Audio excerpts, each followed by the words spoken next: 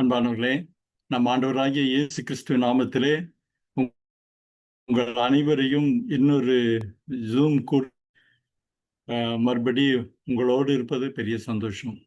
இன்றைக்கு நம்ம நோவாவின் பெருவெள்ளத்துடைய 2வது பகுதிக்குள்ளாக நம்ம போக போறோம்.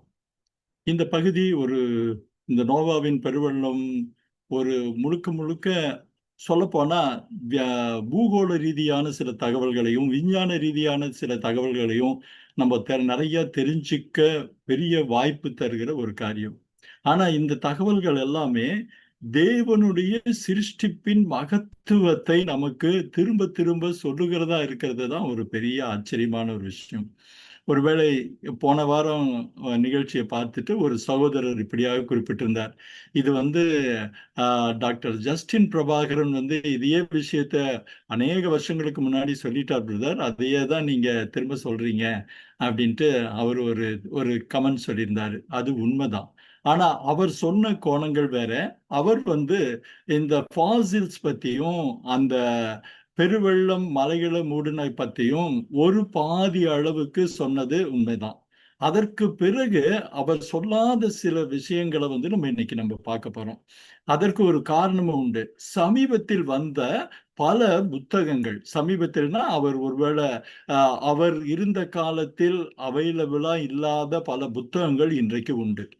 தவிர நிறைய விஞ்ஞான கண்டுபிடிப்புகள் உண்டு. கிரியேஷனிஸ்ட் அப்படின்னு சொல்லிட்டு ஆண்டவருடைய படைப்பை விசுவாசிக்கிற பல விஞ்ஞானிகள் உண்டு.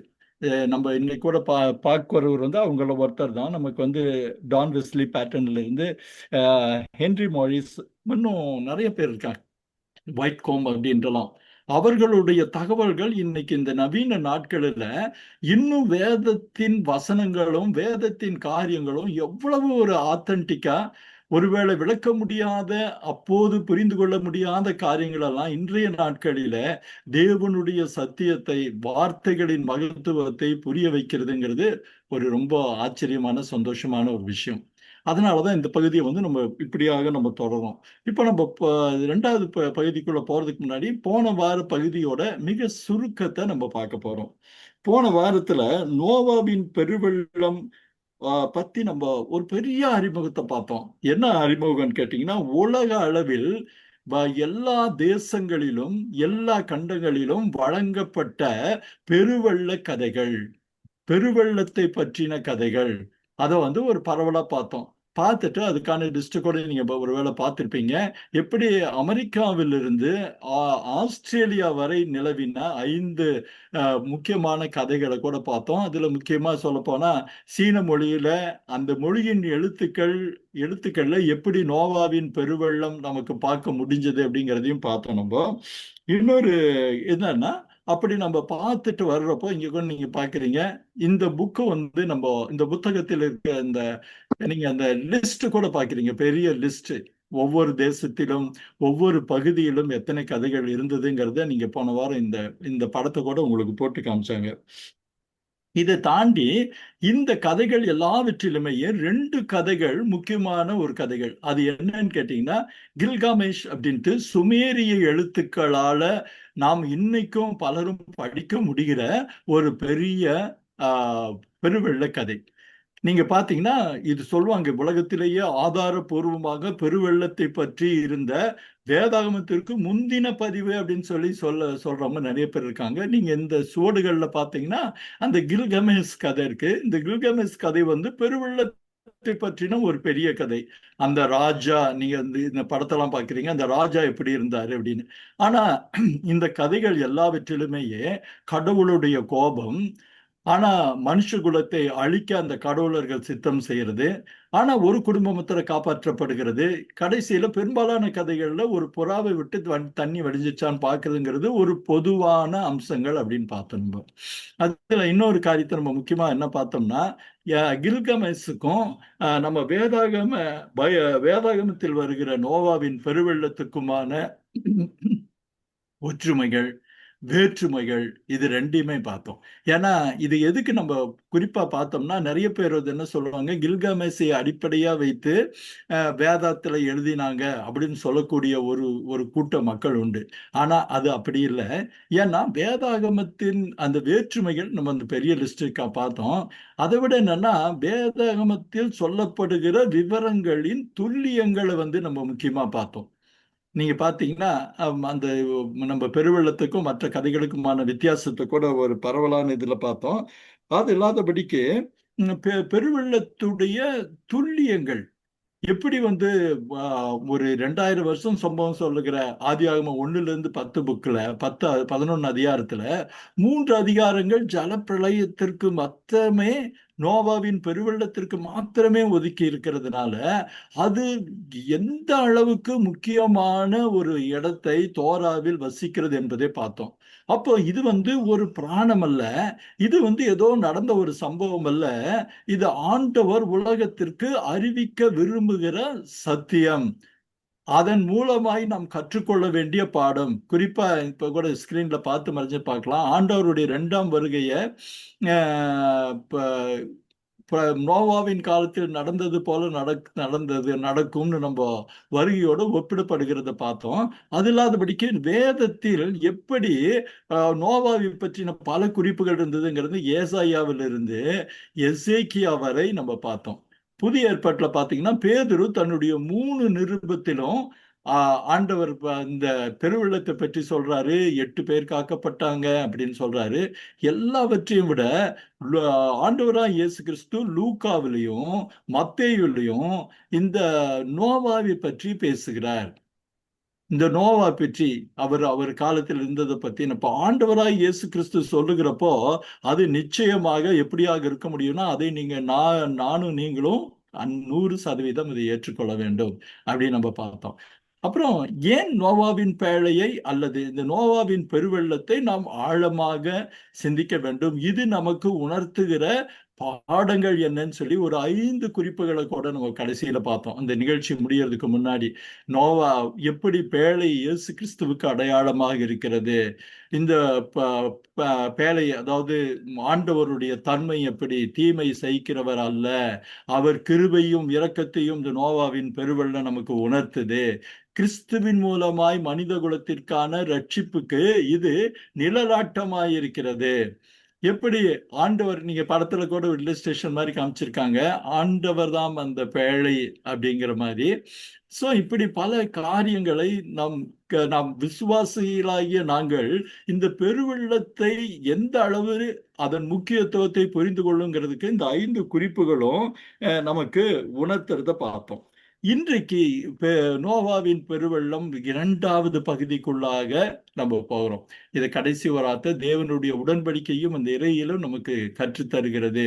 எல்லாத்தோட இதை ஞாபகத்தில் வச்சுங்க, மனுஷ குலத்தின் புதிய துவக்கத்தை மாத்திரமல்ல, இந்த உலகத்தின் புதிய துவக்கத்தையும் நோவாவின் பெருவெள்ளம் நமக்கு அறிவிக்கிற போறதுதான் இப்ப நம்ம பார்க்க போறோம். மனுஷகுலத்திற்கு துவக்கம் மாத்திரம் கிடையாது, இந்த உலகத்திற்கும் இன்னொரு புது துவக்கம் என்பது ஒரு நாம் பெரும்பாலும் யோசிக்காத சிந்திக்காத ஒரு விஷயம். அன்பானவர்களே, பெரும்பாலும் நம்ம நோவாவின் பெருவெள்ளம் அப்படின்னு நம்ம பெரும்பாலும் மக்கள் அறிந்து இருக்கிற காரியம் என்னன்னா, 40 நாள் மழை பெஞ்சுது, எல்லாம் முழுகி போச்சு, எல்லாம் செத்து போயிட்டாங்க, ஒரு குடும்பம் காக்கப்பட்டது, நோவாவுடைய குடும்பம், அதுல 8 பேர் இருந்தாங்க. ஒரு 40 நாள் கழிச்சு தண்ணி வடிஞ்சது, அவங்க வந்து பேழையிலேருந்து இறங்கி வந்தாங்க, காகத்தை விட்டாங்க, புறாவை தூது விட்டாங்க, கடைசியில எல்லாம் பார்த்தாங்க அப்படிங்கிற அளவுகளோடு நம்மளுடைய நோவாவின் பெருவெள்ளத்தை பற்றின நினைப்புகள் அல்லது கருத்துக்கள் அடங்கி போகிறது பெரும்பாலான பேருக்கு. ஆனா நாம் இந்த போன நிகழ்ச்சியில வந்து பதில் தெரியாத பல கேள்விகளை பற்றி நம்ம பார்த்தோம். இன்றைக்கு இருக்கிற நவீன நாட்களில பிள்ளைகள், நீங்க நோவாவின் பெருவெள்ள கதையை சண்டே ஸ்கூல்ல கூட நீங்க டீச்சர்ஸ் சொல்லும் போது அவர்கள் கேட்கிற கேள்விகளுக்கு பதில்கள் இல்லாமல் போகிறதையும் நம்ம பார்த்தோம். ஏன்னு கேட்டா, மலையெல்லாம் மூழ்கி இருக்குன்னா எவரெஸ்ட் மூழ்கி இருக்குமா? அப்போ நோவா காலத்துல டைனோசர் இருந்ததா? நோவா காலத்துல அது இருந்ததா? நோவா இதுல அவர் இஸ்ரேல் தேசத்துல மத்திய ஆசியாவில் செஞ்ச பேழை ஏன் போய் மலையேறி போய் அராரத்து மலையில போய் எப்படி தங்குச்சு? உலகத்துல இன்னைக்கு 2.5 கிலோமீட்டர் அரிசி 2 லட்சம் சதுர மைல் ஐஸ் வந்தது பெருவெள்ளத்திற்கு முன்னாடியா பின்னாடியா இப்படின்னு கருகலான ஒருவேளை பெரும்பாலும் அறிந்திராத கேள்விகளை வைக்கும்போது தடுமாறி போகிற ஒரு விஷயத்தையும் நம்ம போன தடவை குறிப்பிட்டது ஞாபகம் இருக்கும். இந்த காரியங்களுக்கு ஒருவேளை அன்பானவர்களே, இன்றைக்கு இந்த நிகழ்ச்சியை பார்க்க போறவங்க இதில் சொல்லப்படுகிற அநேகம் காரியங்கள் உங்களுக்கு புதியதாக இருக்கக்கூடும். ஒருவேளை வேதத்தை ஆய்ந்து படிக்கிற பல பேருக்கு அது பழசா இருக்கலாம், இல்ல வேத ஆராய்ச்சியில் ஈடுபாடு உள்ளவர்களுக்கும் அது பழசா தெரியலாம். ஆனா மற்றவர்களுக்கு நான் சுவாசிக்கிறேன் இது புதியதாக இருக்கும்னு. அதே நேரத்துல இந்த பகுதியில நம்ம நிறைய பூகோளவியல் சம்பந்தப்பட்ட காரியங்களை பார்க்க போறோம். எனக்கு அதுல ஒரு சின்ன ஒரு பயம் உண்டு. இந்த பூகோள காரியங்கள், கால அமைப்புகள், நில அமைப்புகள், பிரபஞ்சத்தின் பல காரியங்களை பத்தி பார்க்கிறப்போ நம்ம வேதத்தை அந்த அந்த காரியங்களின் மூலமாக விளங்கி கொள்ள வேண்டுமே தவிர நம்ம என்னது ஏதோ ஜியாகிரபி சொல்லிக்கிறாங்க, ஒரு அஸ்ட்ரானமி பத்தி பேசுறாங்க அப்படின்னு நம்ம அவசரப்பட்டு முடிவு எடுத்துடக்கூடாது. இந்த காரியங்கள் எல்லாம் ஆண்டவருடைய சிருஷ்டிப்பின் மகத்துவத்தை நமக்கு சொல்லுகிறது நம்ம புரிஞ்சுக்கிறது நல்லது. முதல்ல ஒரு காரியத்தை நீங்க பாத்தீங்கன்னா, நோவாவுடைய பெருவெள்ளத்திற்கு முன்பு இருந்த உலகம் வேறு. இத ரொம்ப ரொம்ப தெளிவா நம்ம புரிஞ்சுக்கிறது ரொம்ப நல்லது. அதே மாதிரி நோவாவின் பெருவெள்ளத்திற்கு பின்பு இருந்த உலகம் வேறு. எல்லா வகையிலும் பூகோள ரீதியிலிருந்து, கால நிலையிலிருந்து, நில அமைப்பிலிருந்து சகலமும் வேறாக மாறி போனது நோவாவின் பெருவெள்ளத்துக்கு. அதற்கான காரணங்களையும் நம்ம வேதாகமத்துல நம்ம பார்க்க போறோம்.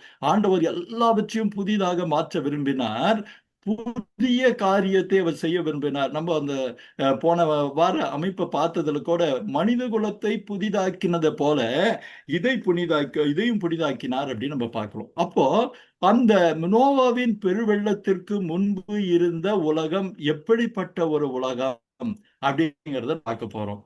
இதற்கு நம்ம ஆதியாகமம் 1வது அதிகாரம் 6வது 7வது வசனங்களை நீங்க பாருங்க. ஆதியாகமம் 1, 6, 7 வசனங்கள்.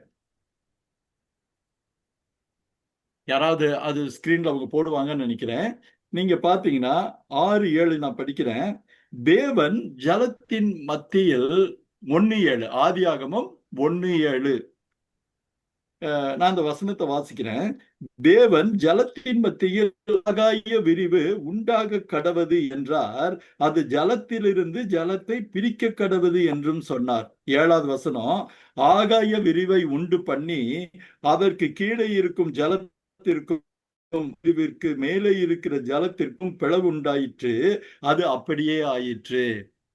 இந்த வசனத்தை பார்த்தீங்கன்னா ஒரு ஆச்சரியமா இருக்கும். அப்போ அந்த உலகம் என்பது என்னன்னா, உலகத்தை சுற்றி ஒரு பெரிய நீர்ப்படலம் இருந்தது. இது வாட்டர் கேனப்பி தேரின்னு சொல்லிட்டு பல பைபிள் கமெண்டேட்டர்ஸ் சொல்லுவாங்க, வேத வல்லுநர்கள் இதை சொல்லுவாங்க.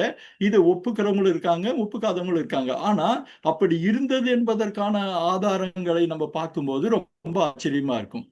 நீங்க என்னன்னு கேட்டீங்கன்னா, இந்த வசனங்கள்ல பாருங்க, ஜலத்திலிருந்து ஜலம் பிரிக்க கடவது, அது பூமிக்குள் இருக்கு. அப்ப இருப்பதை நம்ம பார்க்கும்போது பூமிக்குள் இருக்கும் சமுத்திரம் வேற, பூமி உருண்டையை சுற்றி இருக்கிற நீர்ப்படலம் வேற. இந்த அழகான இந்த படத்தை நீங்க பாருங்க. பூமிக்குள்ள இருக்கிற ஒரு பிரபஞ்சம் பற்றி எபிரேயருடைய கருத்தாக்கம்னு இந்த படம் இருக்கும். நீங்க பாத்தீங்கன்னா உலகத்தை சுற்றி இருக்கிற ஒரு நீர்ப்படலம். இது அந்த படத்தை அந்த இது சரியா சொல்றது இல்ல. நீங்க அந்த இன்னொரு படத்தை போடுங்க. இந்த இது முன்னாடி போடுங்க, முன்னாடி போட்டது பாருங்க. அது ஒரு பிரம்மாண்டத்தை நமக்கு காமிக்குது முன்னாடி. இது 1:7க்கான 1:6க்கான ஏஐ கொடுத்த ஒரு படம், சாட் ஜிபிடி கொடுத்த படம். இது ஒரு கீழே இருக்கிற பூமியை பாருங்க, மேல இருக்கிற வான உருண்டையை சுற்றி இதுல ரிவர்ஸா இருக்கு, ஒரு பெரிய நீர்ப்படலம் இருந்தது.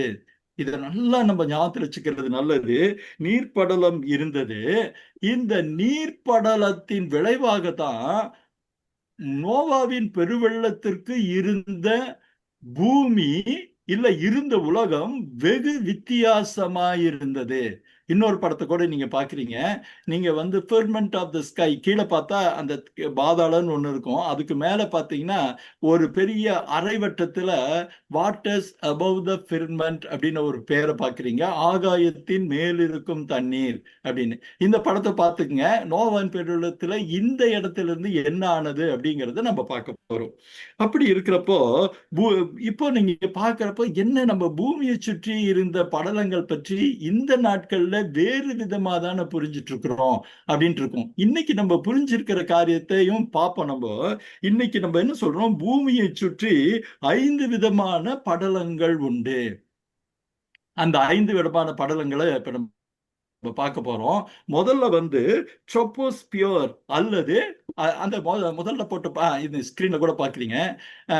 அது வந்து பூமியை துவங்கும், அதாவது பூமியை தொட்ட மாதிரி இருக்கிற ஒரு காரியம். இந்த இடத்துல தான் நமக்கு காலநிலை மாற்றங்கள் இருக்கு. இதுல 75%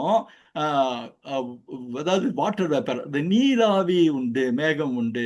ரெண்டாவது ஸ்ட்ராட்டோஸ்பியர் அப்படின்னு ஒரு காரியம். இது எவ்வளவு கிலோமீட்டர் பூமியுடைய உருண்டையிலிருந்து இருக்குங்கிறத நம்ம பார்க்கணும். இந்த ஸ்ட்ராட்டோஸ்பியர்ல தான் இதற்கு நம்ம என்ன சொல்றாங்க கேட்டா இடைமண்டலம்னு தமிழ்ல சொல்றாங்க. இதுல தான் ஓசோன் லேயர் உண்டு. நம்ம ஓசோன் ஓட்டையாரதை பத்தி, பூமி வெப்பமாயதை பத்தி எல்லாம் நீங்க பல பேர் பல வகையில கேள்விப்பட்டிருப்பீங்க. இந்த ஓசோன் லேயர் எதுக்கு இருக்குன்னு கேட்டா சூரியனிலிருந்து வருகிற யூதா யூதா அதாவது சொல்ல போனா யூவி கதிர்கள் எல்லாவற்றையும் அது தடுத்து பூமியை பாதுகாக்கிற ஒரு காரியம். மூணாவது என்னன்னு கேட்டா மெசோஸ்பியர் அப்படின்வாங்க. அதற்கு இடைமண்டலம் அப்படின்னு இருப்பாங்க. இந்த இடைமண்டலம் எதுக்குன்னு கேட்டீங்கன்னா இருக்கிறதுலேயே மிக ஜில்லிட்ட ஒரு படலம் இதுதான். லேயருங்கிறத படலம்னு எடுத்துக்கலாம். ஏன்னா இந்த படலம் நீங்க எவ்வளவு தூரத்தில் இருக்குன்னு கேட்டீங்கன்னா அதோட படலத்துடைய அகலம் 50 to 80 கிலோமீட்டர். நல்லா ஞாபகத்தில் வச்சுங்க. என்ன ஒரு சென்டிமீட்டர் மாதிரி நாங்க கிலோமீட்டர் போட்டிருக்கிறோம். ஆனா அதோடைய விஸ்தீர்ணத்தை நீங்க புரிஞ்சுக்குங்க. அப்போ பூமியை சுற்றி இருக்கிறவைகளின் பிரம்மாண்டம் நமக்கு புரிய ஆரம்பிக்கும். இந்த மிகவும் ஜில்லிட்ட படலத்துக்குள்ள எரிக்கற்கள் வானத்திலிருந்து வரும்போது இந்த பகுதியிலேயே அது எரிஞ்சு சாம்பலாகி அது பெரிய அளவுல வந்தாலும் பூமியை வந்து அதன் துகள்கள் மாத்திரமே வந்து சேரும். அதாவது இந்த மீசோஸ்பியர்ல. நாலாவதுல வந்து பாத்தீங்கன்னா தெர்மோஸ்பியர் அப்படின்ட்டு ஒரு வார்த்தையை அழகா சொல்றாங்க. அதற்கு வெப்ப வளி மண்டலம் அப்படின்னு நம்ம சொல்றோம். இந்த பகுதி மிக மிக உஷ்ணமான ஒரு பகுதி. ஆனா இந்த பகுதி தான், ஒருவேளை நீங்க இப்ப சமீபத்துல தொலைக்காட்சியில பார்த்திருப்பீங்க, நார்வேலையும் ஸ்வீடன்லையும் வானத்துல தெரிஞ்ச வர்ணஜாலம் பச்சையா மஞ்சளா ஏதோ ஒரு இந்த காட்சி மாதிரி, நம்ம அந்த லேசர் பீம் காட்சி மாதிரி வானத்துல வண்ணங்கள் மாறினத ஆரோஸ் அப்படின்னு நம்ம சொல்லுவாங்க. இந்த அந்த வண்ண மாற்றங்கள் குறிப்பா அதாவது ஸ்வீடன் போன்ற ஒரு சில நாடுகள், நார்த் அமெரிக்கா போன்ற ஒரு சில நாடுகள்ல தான் தெரியும் அந்த லைட்ஸ்ன்னு சொல்லுவாங்க. அந்த லைட்ஸ் உருவாகின மக்களுக்கு தென்படுகிற இடம் இந்த தெர்மோஸ்பியர். அது இல்லாம இன்டர்நேஷனல் ஸ்பேஸ் ஸ்டேஷனை வந்து இந்த பகுதியில தான் அவங்க நிலை கொண்டு வச்சிருந்தாங்க. இப்ப கூட நம்ம மக்கள் எல்லாம் போயிட்டு வந்தாங்க இல்லையா, ஒரு டூர் போயிட்டு வந்தாங்களா, அது இன்டர்நேஷனல் ஸ்பேஸ் ஸ்டேஷன் இங்க தான். அதுக்கு அடுத்தது எக்ஸோஸ்பியர் அப்படின்னு பேரு. இது மிகப்பெரிய படலம். 700 to 10,000 கிலோமீட்டர். ஒருவேளை நம்ம நினைச்சு பார்க்கவே இந்த கிலோமீட்டருங்கிறது பெரிய ஆச்சரியமா இருக்கும். இதுலதான் இதற்கு பிறகு இந்த எக்ஸோஸ்பியர் அல்லது புறமண்டலம் மெல்ல மெல்ல மெலிஞ்சு பிரபஞ்சத்துக்குள்ள போகும்போது அங்கே வெறுமைக்குள்ளாக போகுது, அல்லது வேக்கம் அல்லது வெற்றிடத்திற்குள்ளாக நம்ம பிரபஞ்சம் இருக்கிறத பார்க்கிறோம். அதுக்கு மேல ஒண்ணுமே கிடையாது. ஆனா இந்த பகுதியில தான் செயற்கைக்கோள்களை நிலைநிறுத்துவார்கள்.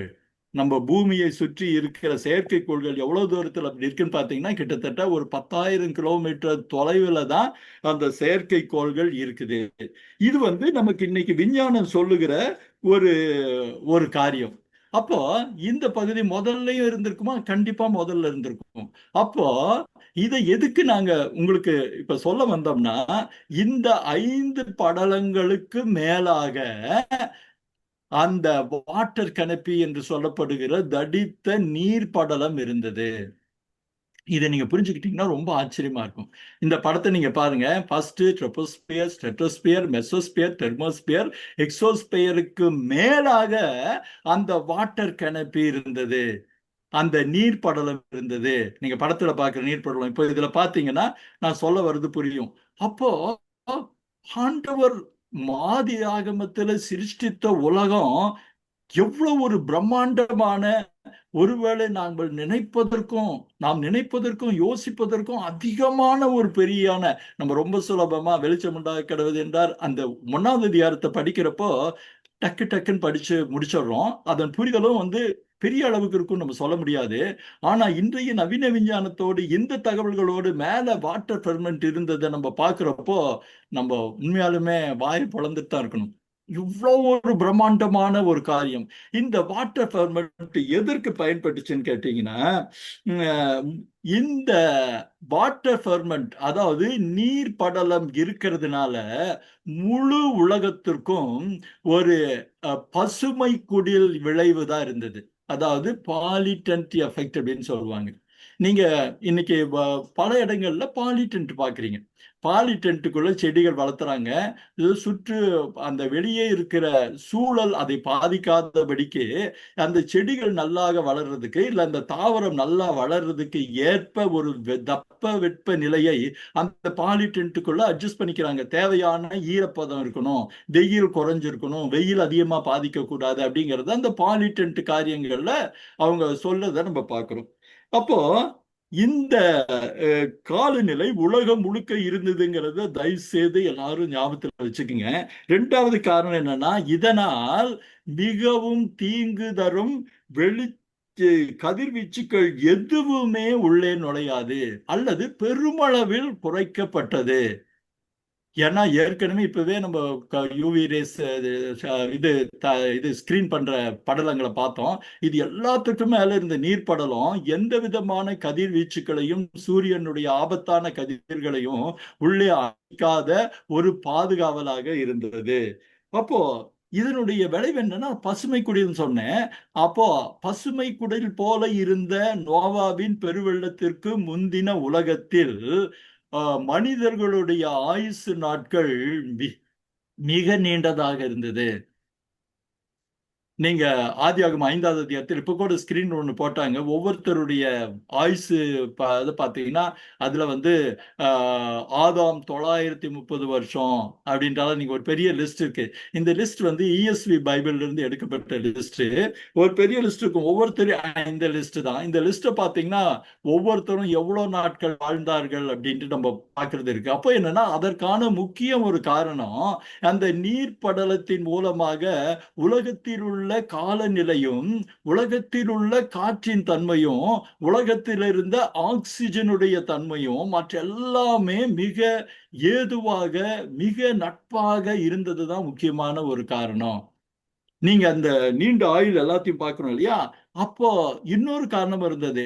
செடிகள் தாவரங்கள் எல்லாமே இப்போ இருக்கிற விதமாக இல்லாதபடி மிகவும் செழித்திருந்தது, மிகவும் இருந்தது. இந்த காலகட்டத்தில் தான் நம்ம டைனோசர் என்று சொல்லப்படுகிற பெருவிலங்குகளும் உலகத்தில் இருந்தது. அந்த பெருவிலங்குகள் இருந்ததுங்கிறது இப்ப நம்ம இப்போ அது பின்னாடி நம்ம அதை பார்க்க போறோம். ஏன்னா இன்னைக்கு டைனோசர்ஸ்ங்கிறப்போ பல பேர்த்துடைய நினைப்பு என்னன்னா அது 10,000 வருஷத்துக்கு முன்னாடி, 20,000 வருஷத்துக்கு முன்னாடி, லட்சம் வருஷத்துக்கு முன்னாடி இருந்த ஒரு பெருவிலங்கு அப்படின்னு சொல்வதுண்டு. ஆனால் மனிதனுடைய சமகாலத்தில் இருந்த பெருவிலங்குகள் இது ஒரு ஆச்சரியமான ஒருவேளை பலருக்கு உங்களில் பலருக்கு நம்ம சிரமம் தருகிற ஒரு காரியமா இருக்கும். இங்க பாத்தீங்கன்னா இப்போது எடுக்கப்பட்ட சில ஆதாரங்கள்ல ஒரு பெருவிலங்குடைய ஒரு டைனோசருடைய காலச்சும் கூடவே ஒரு மனிதனுடைய காலச்சும் இருக்கிற பகுதியை எடுத்து அதை தான் உங்களுக்கு ஸ்கிரீன்ல போட்டிருக்காங்க. இந்த இந்த தகவல் நான் ஏதோ எனக்கு இஷ்டமானபடி சொல்றதில்ல. ஹென்றி கோம்பு எழுதின தி ஜெனிசிஸ் ஃப்ளட்ன்ற புத்தகத்தில் ஆதாரபூர்வமாய் 7 பதிப்புகள் வந்த அந்த புத்தகத்தில் இருந்து எடுக்கப்பட்ட ஒரு படம். இன்னொரு படத்துல நீங்க பாத்தீங்கன்னா ஒரே பாதையில பக்கத்துல பக்கம், ஒரு பக்கம் டைனாசருடைய காலடி இருக்குது, இன்னொரு பக்கம் மனுஷனுடைய காலடி தடங்கள் இருக்கிற படங்களும் இருக்கு. அதுவும் உங்களுக்கு இப்ப போட்டு காமிக்க போறாங்க. அப்போ என்னன்னா இந்த காலகட்டத்தில தான் டைனாசர்ஸ் இருந்தது. அப்போ மோசேவுடைய சாரி நோவாவுடைய பேழைக்குள்ள டைனாசர் வந்திருக்குமா, வர வைத்திருக்க முடியுமா அப்படின்னு கேட்டா வந்திருக்க வாய்ப்புண்டு. நான் ஒரு புக்கு சொன்னேன் இல்லைங்களா, இதுதான் அந்த புக். இந்த புக்கும் ரொம்ப அற்புதமான ஒரு புக், த ஜெனிசிஸ் ஃப்ளட் அப்படின்னு சொல்லிட்டு ஒயிட் கோம், ஹென்ரி மாரிஸ், இன்னொருத்தர் கூட ஜான்சி மேக் கேம்பல் அப்படின்னு எழுதியிருக்காங்க. பிரமாதமான ஒரு புத்தகம். இந்த புத்தகத்திலிருந்து நிறைய காரியங்களை நம்ம கற்றுக்கொள்கிறோம். அதுல முக்கியமா இது இந்த ஒரு காரியம் மாத்திரம் இல்ல, மலைகள் உருவான ஒரு காரியத்தை நம்ம பார்க்க போறோம். இன்னும் அதெல்லாத்தையும் நம்ம நிகழ்ச்சியில நம்ம தொடர்ந்து சொல்ல போறோம். இந்த மலைகள் வர்றது நம்ம நிகழ்ச்சி கடைசிக்கு நம்ம போக போறோம். இந்த புத்தகத்துல நம்ம இந்த இதை எடுத்தோம். அப்போ இன்னொரு முக்கியமான அந்த பெருவெள்ளத்து பழைய உலகத்திலிருந்து என்னன்னா, மழையே இருந்ததில்லை. நோவாவின் பெருவெள்ளம் வரைக்கும், நோவாவின் காலம் வரைக்கும் மழையே இருந்ததில்லைங்கிறது இன்னொரு ஆச்சரியம். இன்னொரு காரியம் என்னன்னா, நோவாவின் பெருவெள்ளத்தின் போது இந்த நீர்ப்படலம் குலைந்து போனது. முக்கியமான ஒரு விஷயம். நம்ம நோவாவின் பெருவெள்ளம் மிக பெருவெள்ளமா இருக்கிறதுக்கு இந்த நீர்ப்படலம், நீர்ப்படலத்தின் குலைத்தல் அல்லது நீர்ப்படலம் வடிந்து பூமிக்குள் வந்தது ஒரு பெரிய காரியம். இதை ஒருவேளை நீங்க ஆதியாகமம் 7, 11, 12 அந்த வசனங்கள்ல நீங்க பார்க்கலாம். ஆதியாகமம் 7, 11, 11, 12 பாத்தீங்கன்னா ஒரு ஒரு ஒரு காரியம் இருக்கும். என்னன்னா, வானத்தின் பலகணிகள் திறவுண்டது அப்படின்ட்டு ஒரு வசனத்தை நம்ம பார்க்கிறோம். வானத்தின் பலகணிகள் திறந்தது. நீங்க பாருங்க, நோவாக்கு ஊற்றுக்க மகாளத்தின் ஊற்றுக்கண்கள் பிளந்து வானத்தின் மதகுகள். நீங்க மதகுகள்ன்ற வார்த்தை நீங்க பயன்படுத்தினதோடைய பின்னணியத்தை நீங்க புரிஞ்சுக்கிட்டா நல்லா இருக்கு. மதகு என்ற வார்த்தை, மதகுனா என்னன்னா நமக்கு எல்லாருக்கும் தெரியும். இந்த டேம்ல எல்லாம் அல்லது பெரிய ஏரியில எல்லாம் தண்ணீர் வெளியே வராம தடுத்து நிற்கிற ஒரு கதவுக்கு பேரு ஒரு மதகுன்னு பேரு. அப்போ வானத்தின் மதகுகள் எல்லாம் திறவுண்டன அப்படின்னு மோசே அதை பதிவு பண்ணியிருக்கிறப்போ நம்ம எப்படியா புரிஞ்சுக்கலாம், வானத்திற்கு மேலிருந்த அந்த பெரிய நீர்ப்படலம். நீங்க சாதாரணமா நம்ம வாயுமண்டலம், டெட்ரோஸ்பியர், அந்த ஸ்பியரே 7 கிலோமீட்டர், 8 கிலோமீட்டர், 50 கிலோமீட்டர் ஆகலாம், 30 கிலோமீட்டர் ஆகலாம்ன்றலாம் நம்ம பார்க்கிறோம். அப்போ இந்த நீர்ப்படலம் எவ்வளவு கிலோமீட்டர் அகலத்துக்கு இருந்ததுன்னு நமக்கு தெரியாது. ஆனால் அத்தனை நீரும் மதகுகள் திறவுண்டு பூமிக்குள்ளாக கொட்டிற்று அப்படின்னு நம்ம பார்க்கிறோம். அப்ப அதனாலதான் நோவாவின் பெருவெள்ளத்துடைய காரணம் வெறும் மழை. நம்ம 40 நாள் மழை மாத்திரம் அல்ல, வானத்தின் பலகணிகள், வானத்தின் மதகுகள் திறந்ததும் ஒரு முக்கிய காரணம். அப்போ ஒரு கேள்வி இருக்கும், மழையே இல்லைன்னா நோவா காலத்திற்கு முன்னாடி எப்படி செடிகள் வளர்ந்தது, எப்படி தாவரங்கள் இருந்தது, எப்படி பெரிய மலைகள் இருந்ததா அப்படின்ற கேள்வி அடுத்து நமக்கு வருது. ஆனா பார்த்தா பெருமழைகள் கிடையாது, மழையை பெய்ய பண்ணவில்லைன்னு சொல்லி நம்ம வேதத்துல பாக்குறோம். ஆதியாகமம் 2, 5, 6ல. அப்ப எப்படி மழை வந்ததுன்னு கேட்டா பைபிள்லயே அதற்கு பதில் இருக்கு. பூமியிலிருந்து மூடு பனி பூமியிலிருந்து எழும்பி பூமியை எல்லாம் நனைத்தது. இன்னைக்கு நம்ம தண்ணி சிக்கனத்துக்கு என்ன பண்றாங்கன்னு கேட்டா, தண்ணி ஊத்துறது இல்ல, வாட்டர் ஸ்ப்ரே பண்ணுவாங்க. இல்லைன்னா அந்த பாலிடென்ட்ல அந்த ஹியூமிடிட்டியை அதிகப்படுத்தி வைப்பாங்க. அப்போ அந்த ஈரம் அந்த தாவரங்களுக்கு போதுமானதாக இருக்குது அப்படின்னு நம்ம சொல்றோம். அது மாத்திரம் இல்ல, இன்னொரு முக்கியமான விஷயத்தை நம்ம தெரிஞ்சுக்கணும். முழு பூமியும் ஒரே நிலப்பரப்பு உடையதாக இருந்தது.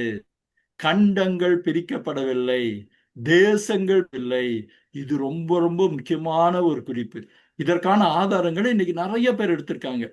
அப்போ நோவாவின் பெருவெள்ளத்திற்கு பிறகுதான் கண்டங்கள் பெய்ந்தன நம்ம பார்க்கிறோம். அப்போ நீங்க பாத்தீங்கன்னா பைபிள்ல ஒரு குறிப்பு இருக்கு. ஆதியாகமம் 10:25 பாத்தீங்கன்னா, பேலேகு காலத்தில் தான் பூமி பகுக்கப்பட்டது. அந்த 10:25 போடுங்கப்ப. பேலேகின் காலத்தில் தான் பூமி பகுக்கப்பட்டது. அதாவது பேலேகு எப்ப பிறந்தாங்க?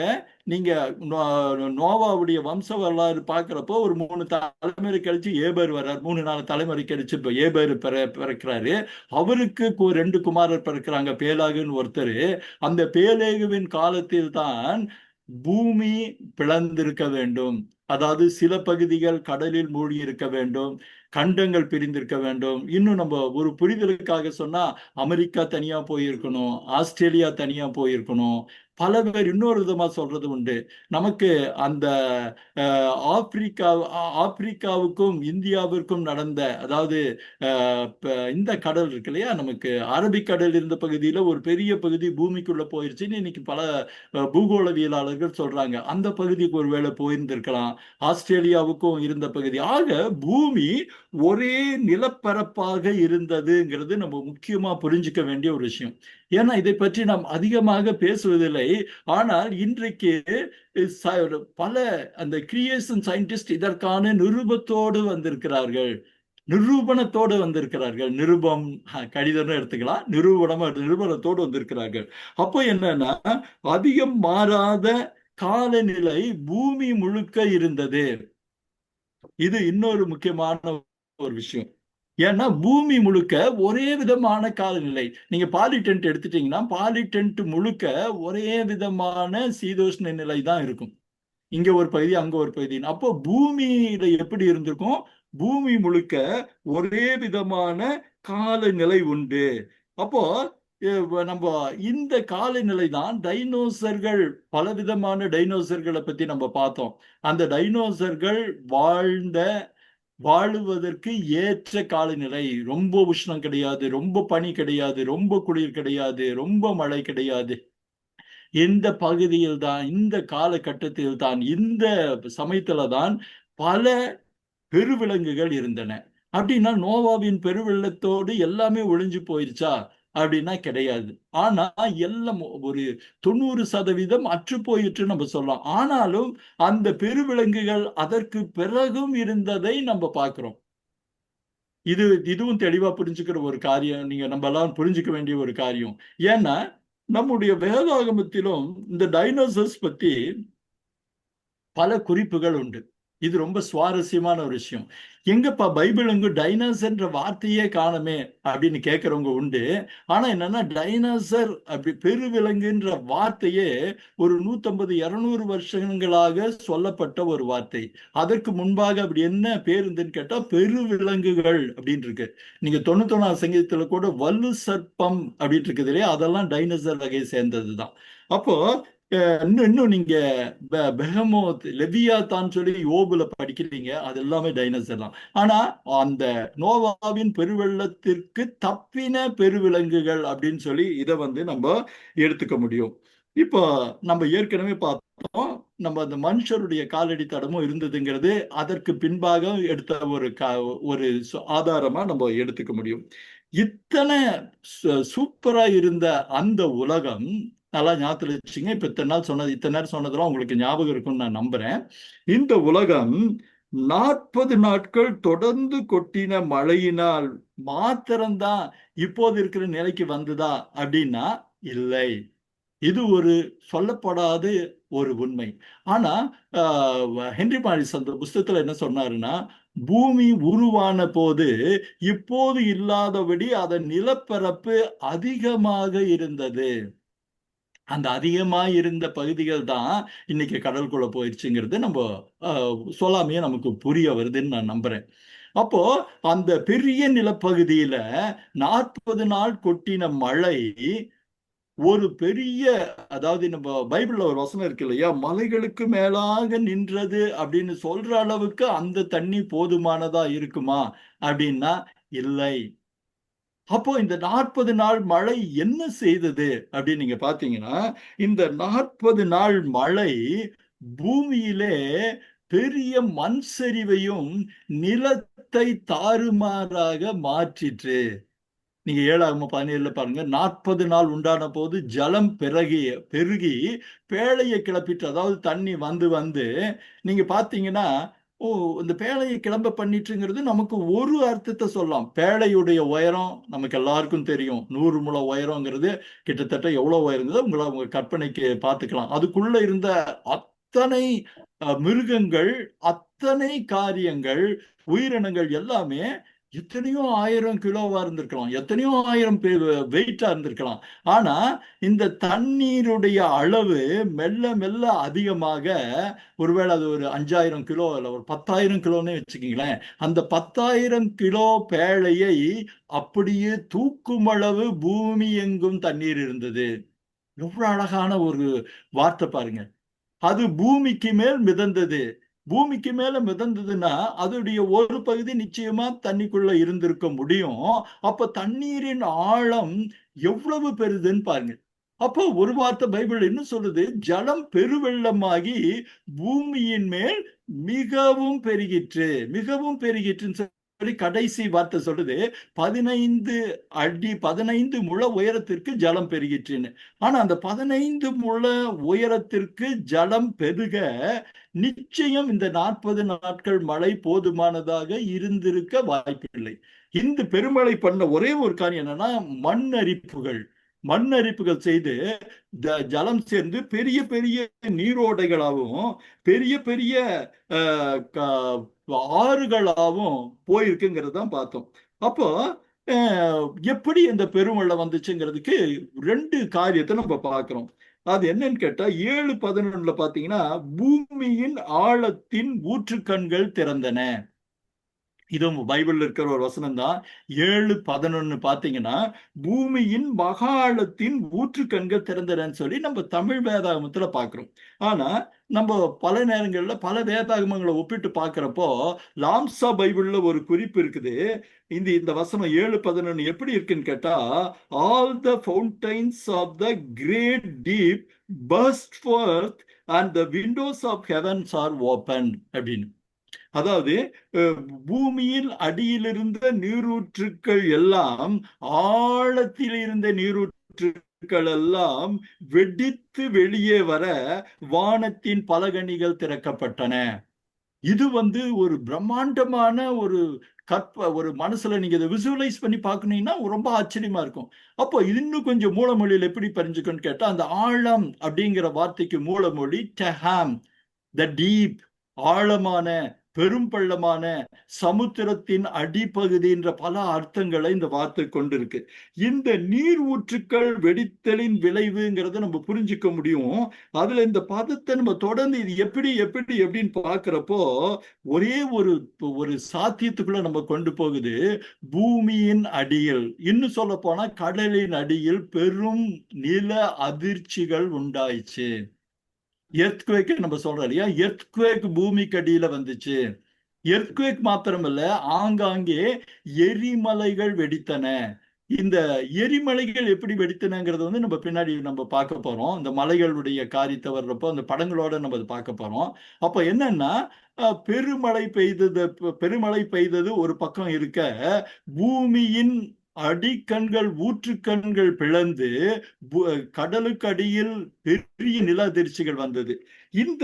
இது இன்னொரு இதுக்கும் கொண்டு போகுது. என்னன்னு கேட்டீங்கன்னா, டாக்டோனிக் டிஸ்டர்பன்சஸ் சொல்லி இன்னைக்கு நம்ம சொல்றோம். அதாவது பூமியின் அடித்தள தட்டுக்கள், புவிய தட்டுக்கள்னு தமிழ் மொழிபெயர்ப்பு சொல்லுது. அதில் ஏற்படுகிற உறைவும் அல்லது அசைவும் பூமி அதிர்ச்சிக்கு காரணமா இருக்கும். ஃபால்ட் லைன் அப்படின்னு சொல்லிட்டு ஜியாகிரபியில ஒன்று சொல்லுவாங்க. இந்த ஃபால்ட் லைன் இருக்கிற இடமெல்லாம் ரெண்டு டெக்டோனிக் பிளேட் ஒன்னோடு ஒன்று உரசறப்ப வருகிற ஒரு காரியம். அப்ப கடலுக்கு அடியில் அப்படியான காரியங்கள் நிகழ்ந்த போது இந்த காரியங்கள் நடந்தது. இந்த காரியங்களுடைய ஒட்டுமொத்தமான ஒரு பேர் நம்ம என்னன்னு பார்த்தோம்னா, சமீப வருஷங்களில் அநேகமா நம்ம இந்த தலைமுறையில் இருக்க எல்லாருக்கும் தெரியும் அந்த காரியம், சுனாமி. அப்ப என்ன நடந்தது? ஒரு பெரிய சுனாமி, ஒன்றோ ரெண்டோ நமக்கு தெரியாது, ஆனா நிச்சயம் சுனாமி நிகழ்ந்தது. இந்த சுனாமி வர்றப்போ நமக்கு என்னன்னு கேட்டா, அதற்கான காரணம் நமக்கு வந்து இப்ப பாட புத்தகத்திலிருந்து பேப்பர் கட்டிங் இருந்து பல பேர் சொல்றாங்க, பூமிக்கு அடியில எரிமலை வெடிச்சது, பூமிக்கு அடியில இது எரிமலை வெடிச்சது. அந்த எரிமலை வெடிச்சு இந்த பூமி அதிர்ச்சி ஏற்படுறப்போ எழுகிற அலைகளை வந்து தமிழ்ல ரொம்ப அழகான ஒரு பேருண்டு, ஆழி பேரலை அப்படின்னு நம்ம சொல்றோம். ஆழி பேரலைன்னா இந்த அலைகளின் உயரம் கொஞ்சம் குறைய 200 அடி 300 அடி உயரத்திற்கு வருகிற அலைகள்.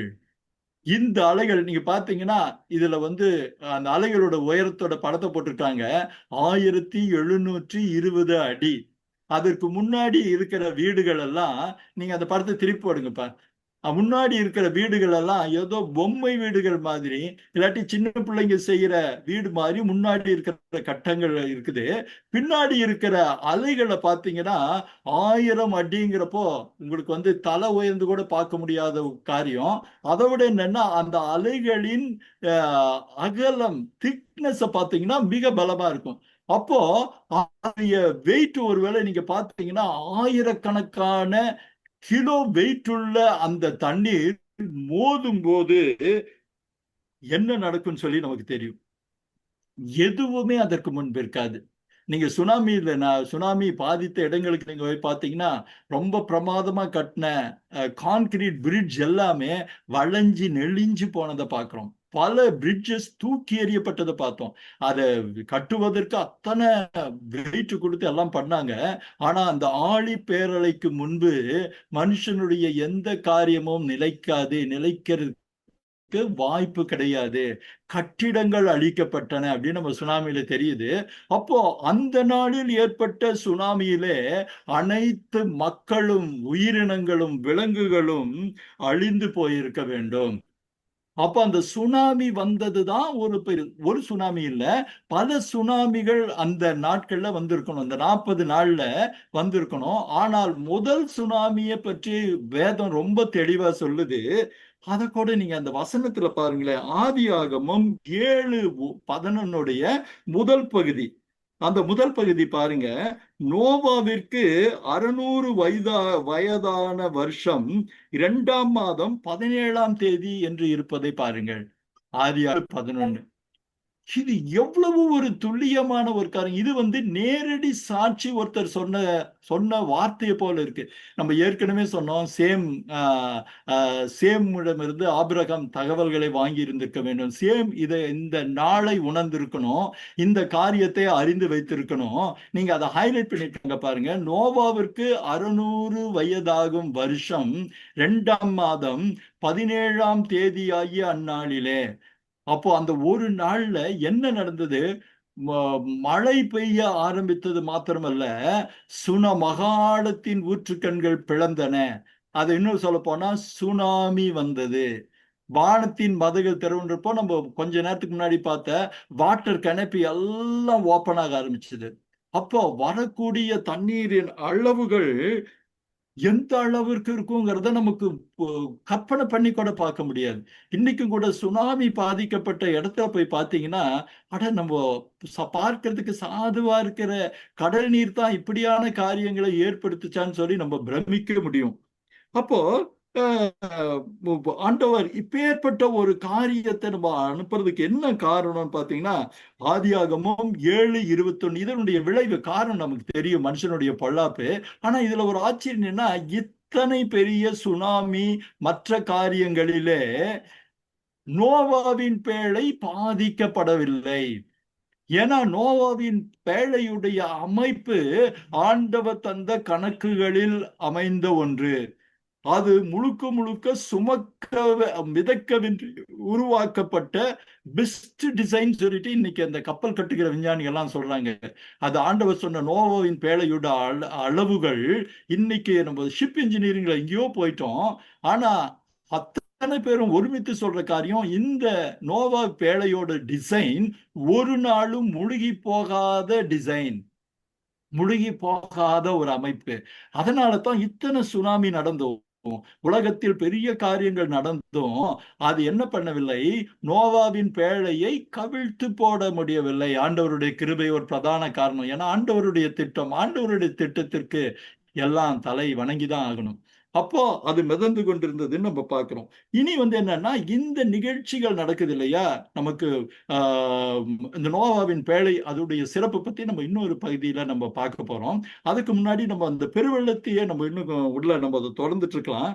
அப்போ இந்த சுனாமி பெருவெள்ளம் வானத்தின் மதகுகள் பூமியுடைய அந்த மேற்தளம், டாப்போகிராஃபி அப்படின்னு சொல்லுவாங்க இல்லையா, அது முற்றிலுமாய் மாறி போயிற்று.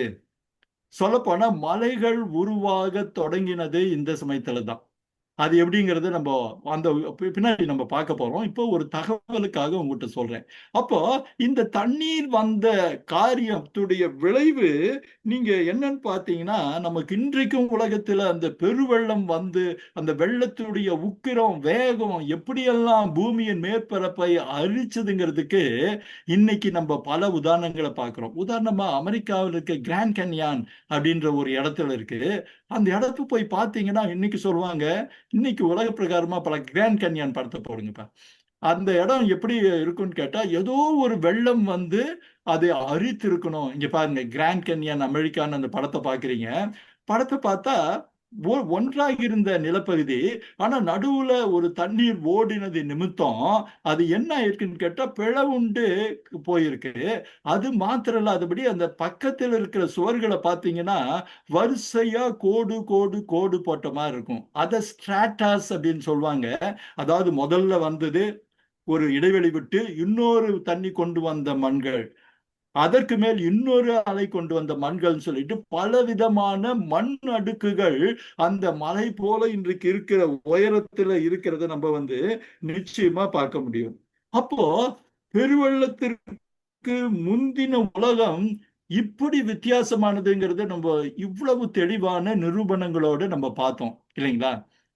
அப்போ நம்ம இந்த காரியத்தோட பெருவெள்ளம் காரியம் முடியுதான்னு கேட்டா இல்ல, இன்னும் சில அற்புதமான விஷயங்களை, ஆச்சரியமான விஷயங்களை நம்ம தெரிஞ்சுக்க போறோம். என்னன்னு கேட்டீங்கன்னா, ரஷ்யா உங்களுக்கு எல்லாருக்குமே தெரியும். நம்ம ரஷ்யா பகுதி உலகத்துடைய வடக்கு பகுதியில் இருந்தது. உலகத்திலேயே ஆக பெரிய நாடு, பெரிய நாடு.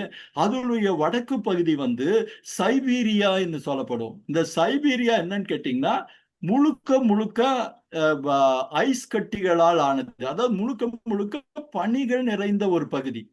பனிகள்னா கொஞ்சம் நெஞ்ச பனிகள் இல்ல, உங்க வீட்டு எங்க வீட்டு பனி இல்ல, ஏராளமான பனி. ஆனா இந்த பகுதியில ஒரு தடவை அகழ்வாராய்ச்சி செய்யும் போது ஒரு ஆச்சரியத்தை கண்டுபிடிக்கிறாங்க. இந்த சைபீரியா பகுதியோட படத்தை கூட காமிக்கிறாங்க. அந்த பூமியை அகழ்ந்து பார்க்கும்போது ஒரு ஆச்சரியத்தை பார்க்கிறாங்க. என்னன்னா, நூற்றுக்கணக்கான கம்பளி யானைகள், மேமோத்ஸ் அப்படின்னு சொல்லுவாங்க.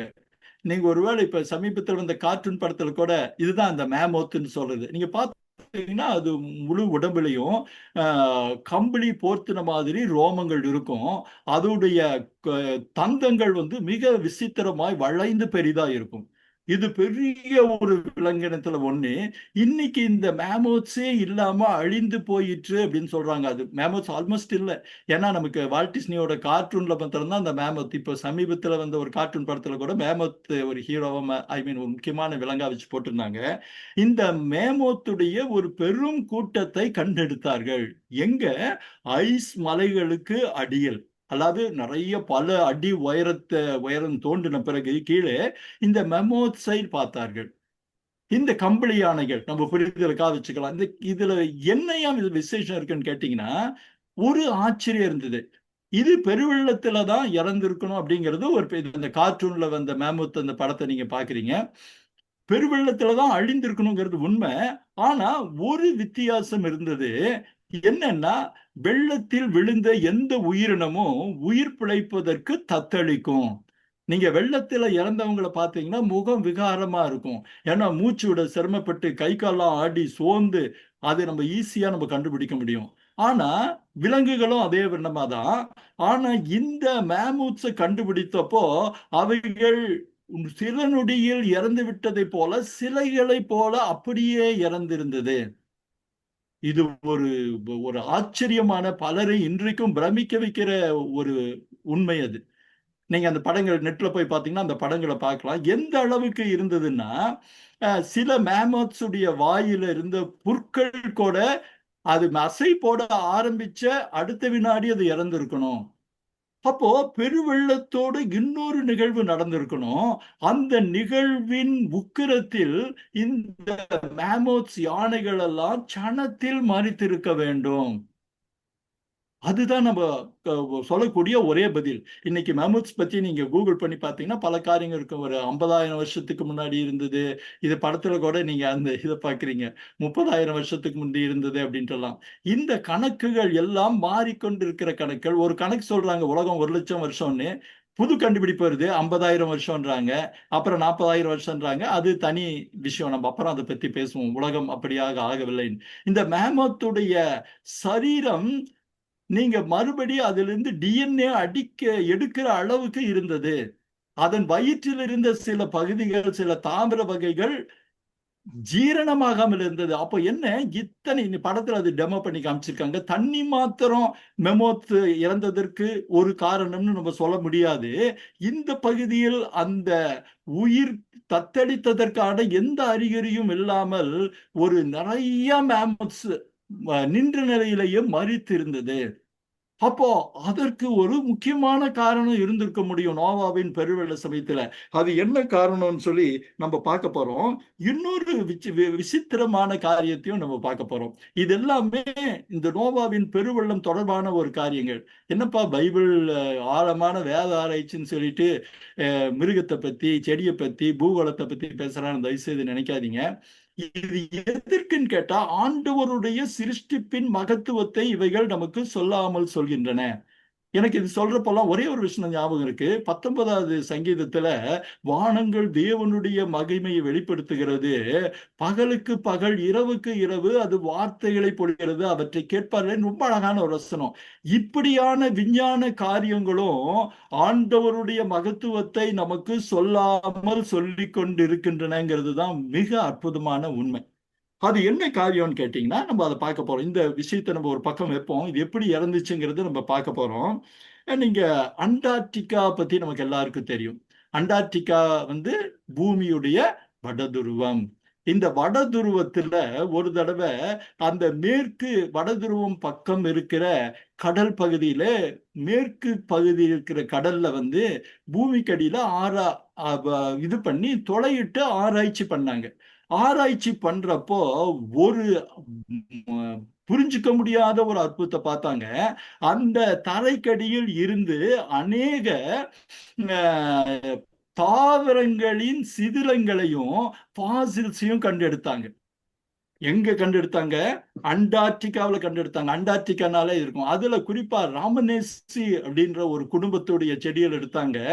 அந்த செடிகள் எங்க காணப்படுதுன்னு கேட்டா டிராபிக்கல் பிளான்ட்னு சொல்லப்படுகிற பூமத்திய ரேகைக்கு சுற்றி இருக்கிற நாடுகளில் காணப்படுகிற தாவர வகைகள்.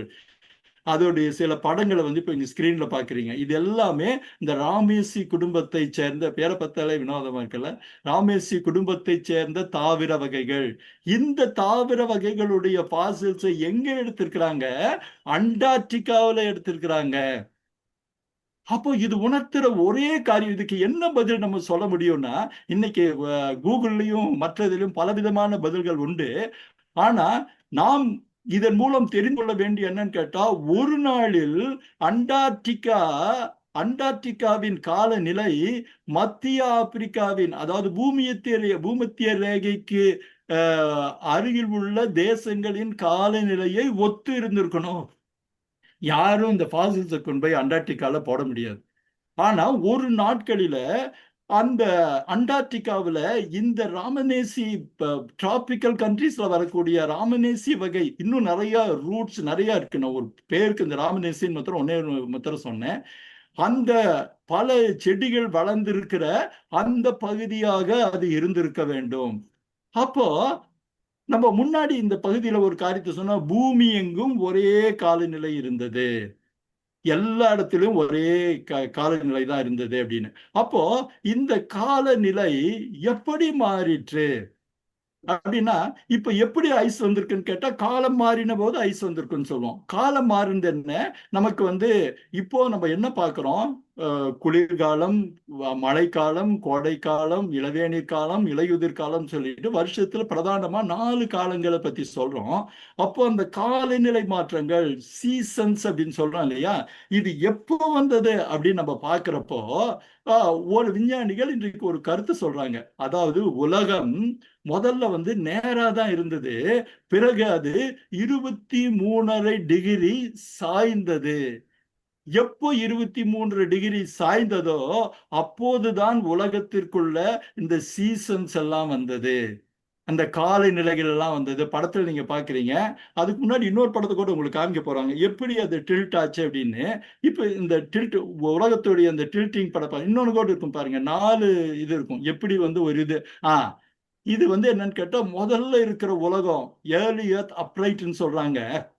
அதுல நம்ம இது நம்ம கூகுள்ல சொல்லக்கூடிய ஒரு காரியம் என்னன்னா, தியா அப்படின்ற ஒரு விண்வெளி பொருள், விண்வெளி பொருள்னு சொல்ல முடியாது, அது இன்னொரு விண்வெளி கிரகம் மாதிரி ஒரு காரியம் பூமியில் மோதின பிறகு பூமி நிலை தடுமாறி 23.5 டிகிரி சாயுது.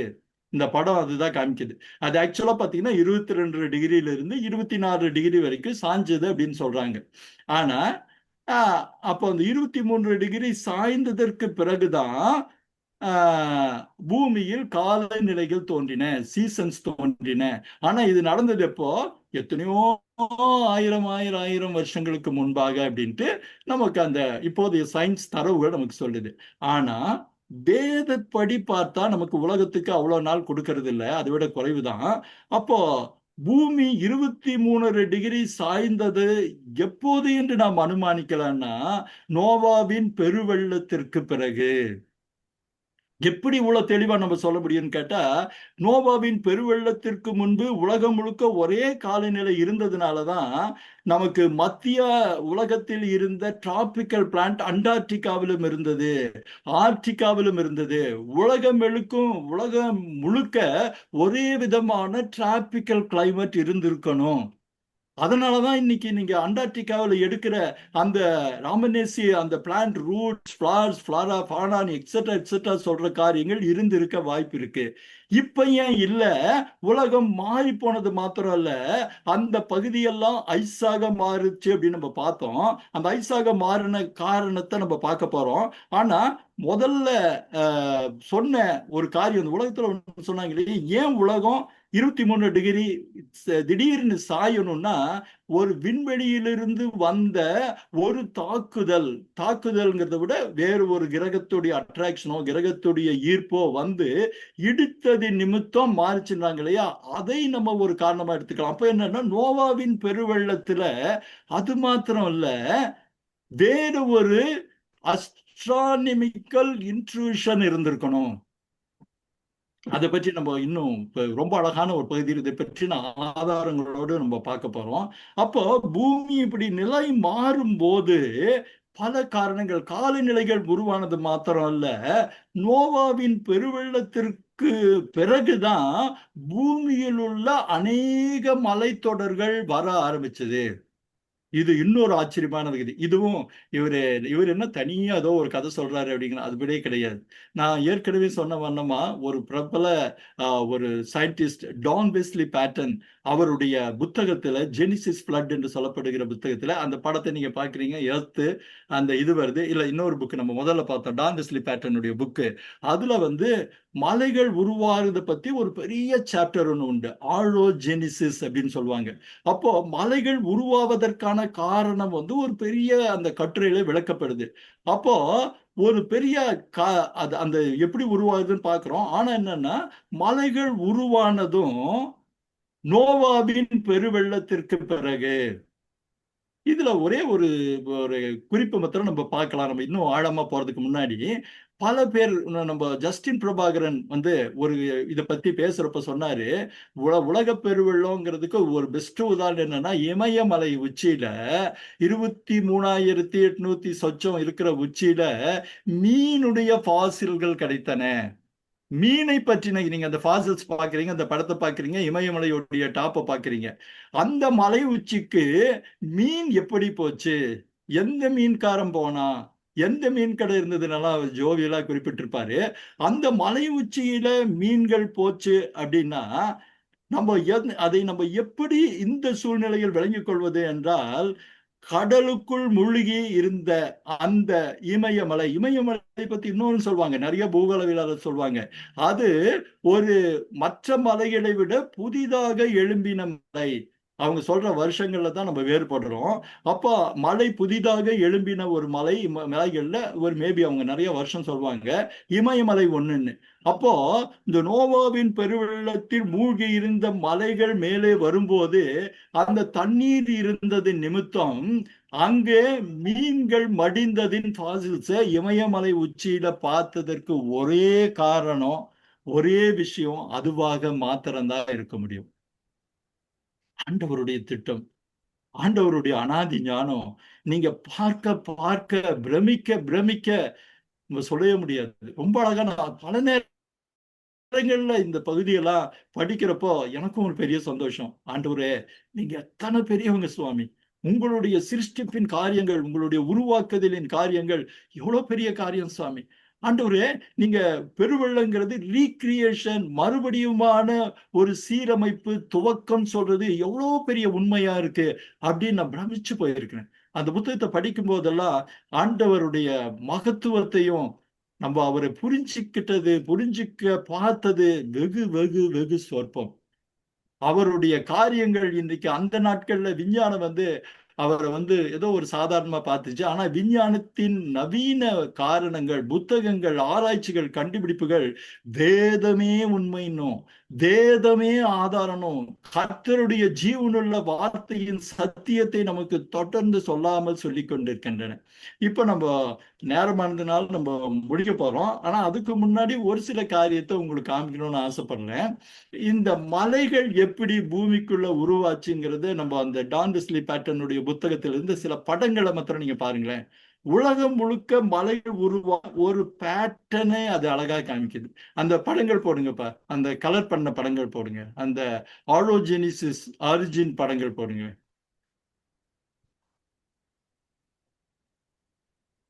அந்த ஆப்பிரிக்கா, ஆஸ்திரேலியா, ஆசியா, அதுல வந்த மலை படங்கள், அந்த படம். இனி இந்த படத்தை நீங்க பாத்தீங்கன்னா இது அந்த சிவப்பாக இருக்கு. நீங்க அதுல பாத்தீங்கன்னா, ஆமா ஒவ்வொன்னா போடுங்க. நீங்க அந்த சிவந்த கோடுகள் இதுல பாத்தீங்கன்னா, அந்த சிவப்பு கலர் கோடு வல்கானிக் ஆர்க்குன்னு சொல்றாங்க. அதாவது எரிமலை தொடர் இருக்கிற இடம். ரெண்டாவது செடிமெண்ட்ரி ஆர்க், மூணாவது ட்ரன்ச் அப்படின்னு சொல்லுவாங்க. அந்த லைன் நமக்கு சொல்லக்கூடிய ஒரு காரியம். நீங்க அந்த டாட்டா போட்டிருக்கிறது ஃபால்ட் ஜோன் அப்படின்வாங்க.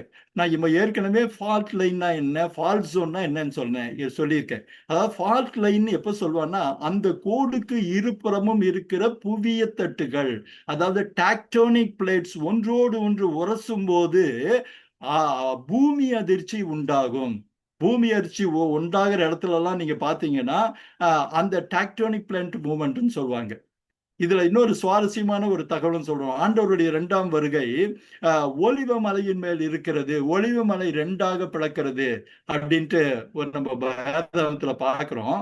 ஒரு ஆச்சரியமான கோயின்சைடான ஒரு விஷயம் என்னன்னா, ஒலிவ மலைக்கு மேலாக இந்த ஃபால்ட் லைன் இருக்கிறது. இது ரொம்ப ஆச்சரியமான ஒரு தகவல். அப்ப என்னன்னா, அந்த ரெண்டு நம்ம ஏற்கனவே சொன்ன விதமாக ஃபால்ட் லைன் இருக்கும்போது, ஃபால்ட் லைன் இருபுறமும் இருக்கிற அந்த டாக்டானிக் பிளேட்ஸ் மூவ்மெண்ட் நடக்கும்போது அந்த இடம் பிளக்கும், இல்ல பூமி அதிர்ச்சி வரும்னு. அப்போ ஒலிவு மலையில ஆண்டவர் வர்றப்போ மலை 2ஆ பிளக்கிறதுக்கான சாத்தியக்கூறுகள் அதிகம். சோ இப்ப நம்ம அந்த மலைகள் உருவானதற்கான அந்த படங்களை பார்த்தோம். இன்னொரு படத்தை கூட போடலாம். ஒட்டுமொத்தமா உலகத்தை சேர்த்துன படம் பார்த்தீங்கன்னா, ஒரு பெரிய கர்வும் இந்த ஒரு கர்வும் இருக்கும். இன்னொரு படத்தை போடுங்கப்பா, அந்த ஃபர்ஸ்ட் டன்ச் படத்தை போடுங்க. அந்த ப்ளூ கலர் பண்ண படத்துல அந்த முழு உலகத்தையும் கவர் பண்ண மாதிரி ஒரு படம் இருக்கும். இல்ல இன்னொரு படம், இது ஆஸ்திரேலியா, இன்னொன்னு இருக்கும் பாருங்க, இன்னொரு முழு படம் இருக்கும். கிட்டத்தட்ட இந்த இன்னொரு படம், இதுல பார்த்து முதல்ல போட்டது போடுங்க. இன்னொன்னு இதுல எல்லாமே அந்த 3 லைன் முன்பே சொல்லப்பட்ட லைன். இந்த 4 படத்தையும் ஒரே உலக படத்துல நீங்க பண்ணி பார்த்தீங்கன்னா, அமெரிக்காவிலிருந்து ஆஸ்திரேலியா வரை ஒரு மலைத்தொடர் ஓடுவதை நம்ம பார்க்கலாம்.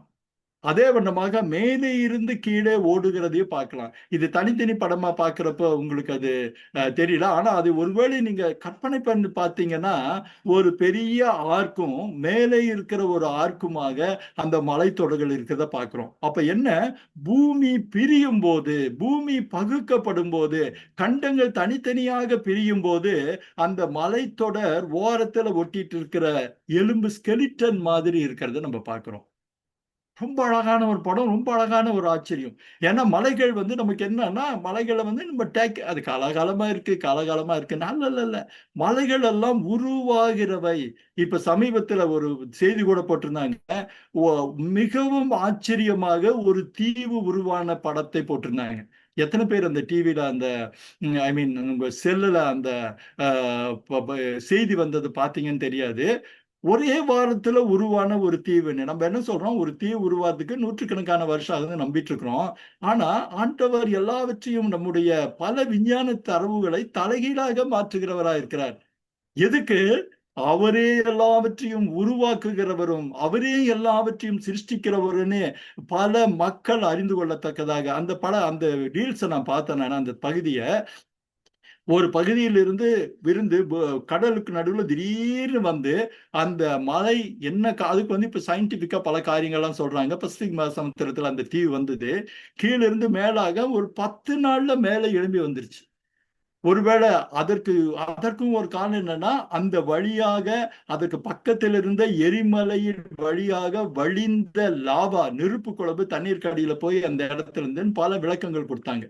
ஆனா என்னன்னா, இந்த காரியங்கள் எல்லாமே நோவாவின் பெருவெள்ளத்தில் சமயத்தில் நடந்ததுங்கிறதுக்கான ஒரு அறிமுகத்தை தான் இப்ப நான் உங்களுக்கு சொல்றேன். இந்த ஆரோஜெனிசிஸ் பத்தி நம்ம வந்து ஒருவேளை ஆண்டவருக்கு சித்தமானா அடுத்த வாரத்தில் நம்ம பார்ப்போம். அது மாத்திரம் இல்லாதபடிக்கு நம்ம பதில் சொல்லாம இன்னும் விட்டு இருக்கிற எப்படி 2,00,000 சதுர கிலோமீட்டர் வந்துச்சு, எப்படி 23 டிகிரி பூமி சாஞ்சது, அந்த சாஞ்சதுக்கான ஆதாரம் என்ன, வேதாகம ஆதாரம் என்ன, ஜியாகிரபிக்கலான ஆதாரம் என்ன, அதன் நடைமுறை என்ன, ஏன் இத்தனை நாள் அதை பற்றி நம்ம யோசிக்காம இருந்தோன்ற பல காரியங்களை நம்ம அடுத்த வாரம் நம்ம பார்க்க போறோம். இப்போ நம்ம கண்களை மூடி ஆண்டவரை நோக்கி நம்ம பார்க்கலாமா? அன்பின் தகப்பனே, நீர் எவ்வளவு பெரிய தெய்வம் சுவாமி. ஆண்டவரே, நாங்கள் நினைக்கிறதற்கும் யோசிக்கிறதற்கும் அதிகமாய் கிரியை செய்ய வல்லமையுள்ள தெய்வம் சுவாமி நீங்க. ஆண்டவரே, நாங்கள் உம்முடைய சிருஷ்டிப்பின் மகத்துவங்களை பார்க்கும்போது ஆண்டவரே, நாங்கள் எல்லாவற்றையும் மறந்து பிரமித்து போவதை தவிர வேறு ஒன்றுமில்லை சுவாமி. இல்லாவிட்டால் உம்முடைய மகத்துவத்தை பார்க்கும்போது முழந்தாள் படியிட்டு கரங்களை உயர்த்தி ஹல்லேலூயா என்று துதிப்பதை தவிர வேறு வார்த்தைகள் இல்லை சுவாமி. ஆண்டவரே, நீ சிருஷ்டித்த நயாகரா நீர்வீழ்ச்சியை பார்க்கும்போது பலர் அப்படியே திகைத்து நின்று விடுகிறார்கள் சுவாமி. அடியேனுக்கும் பார்க்க வாய்ப்பு கிடைத்த போது வாயடைத்து நின்றதை நான் நினைக்கிறேன். உம்முடைய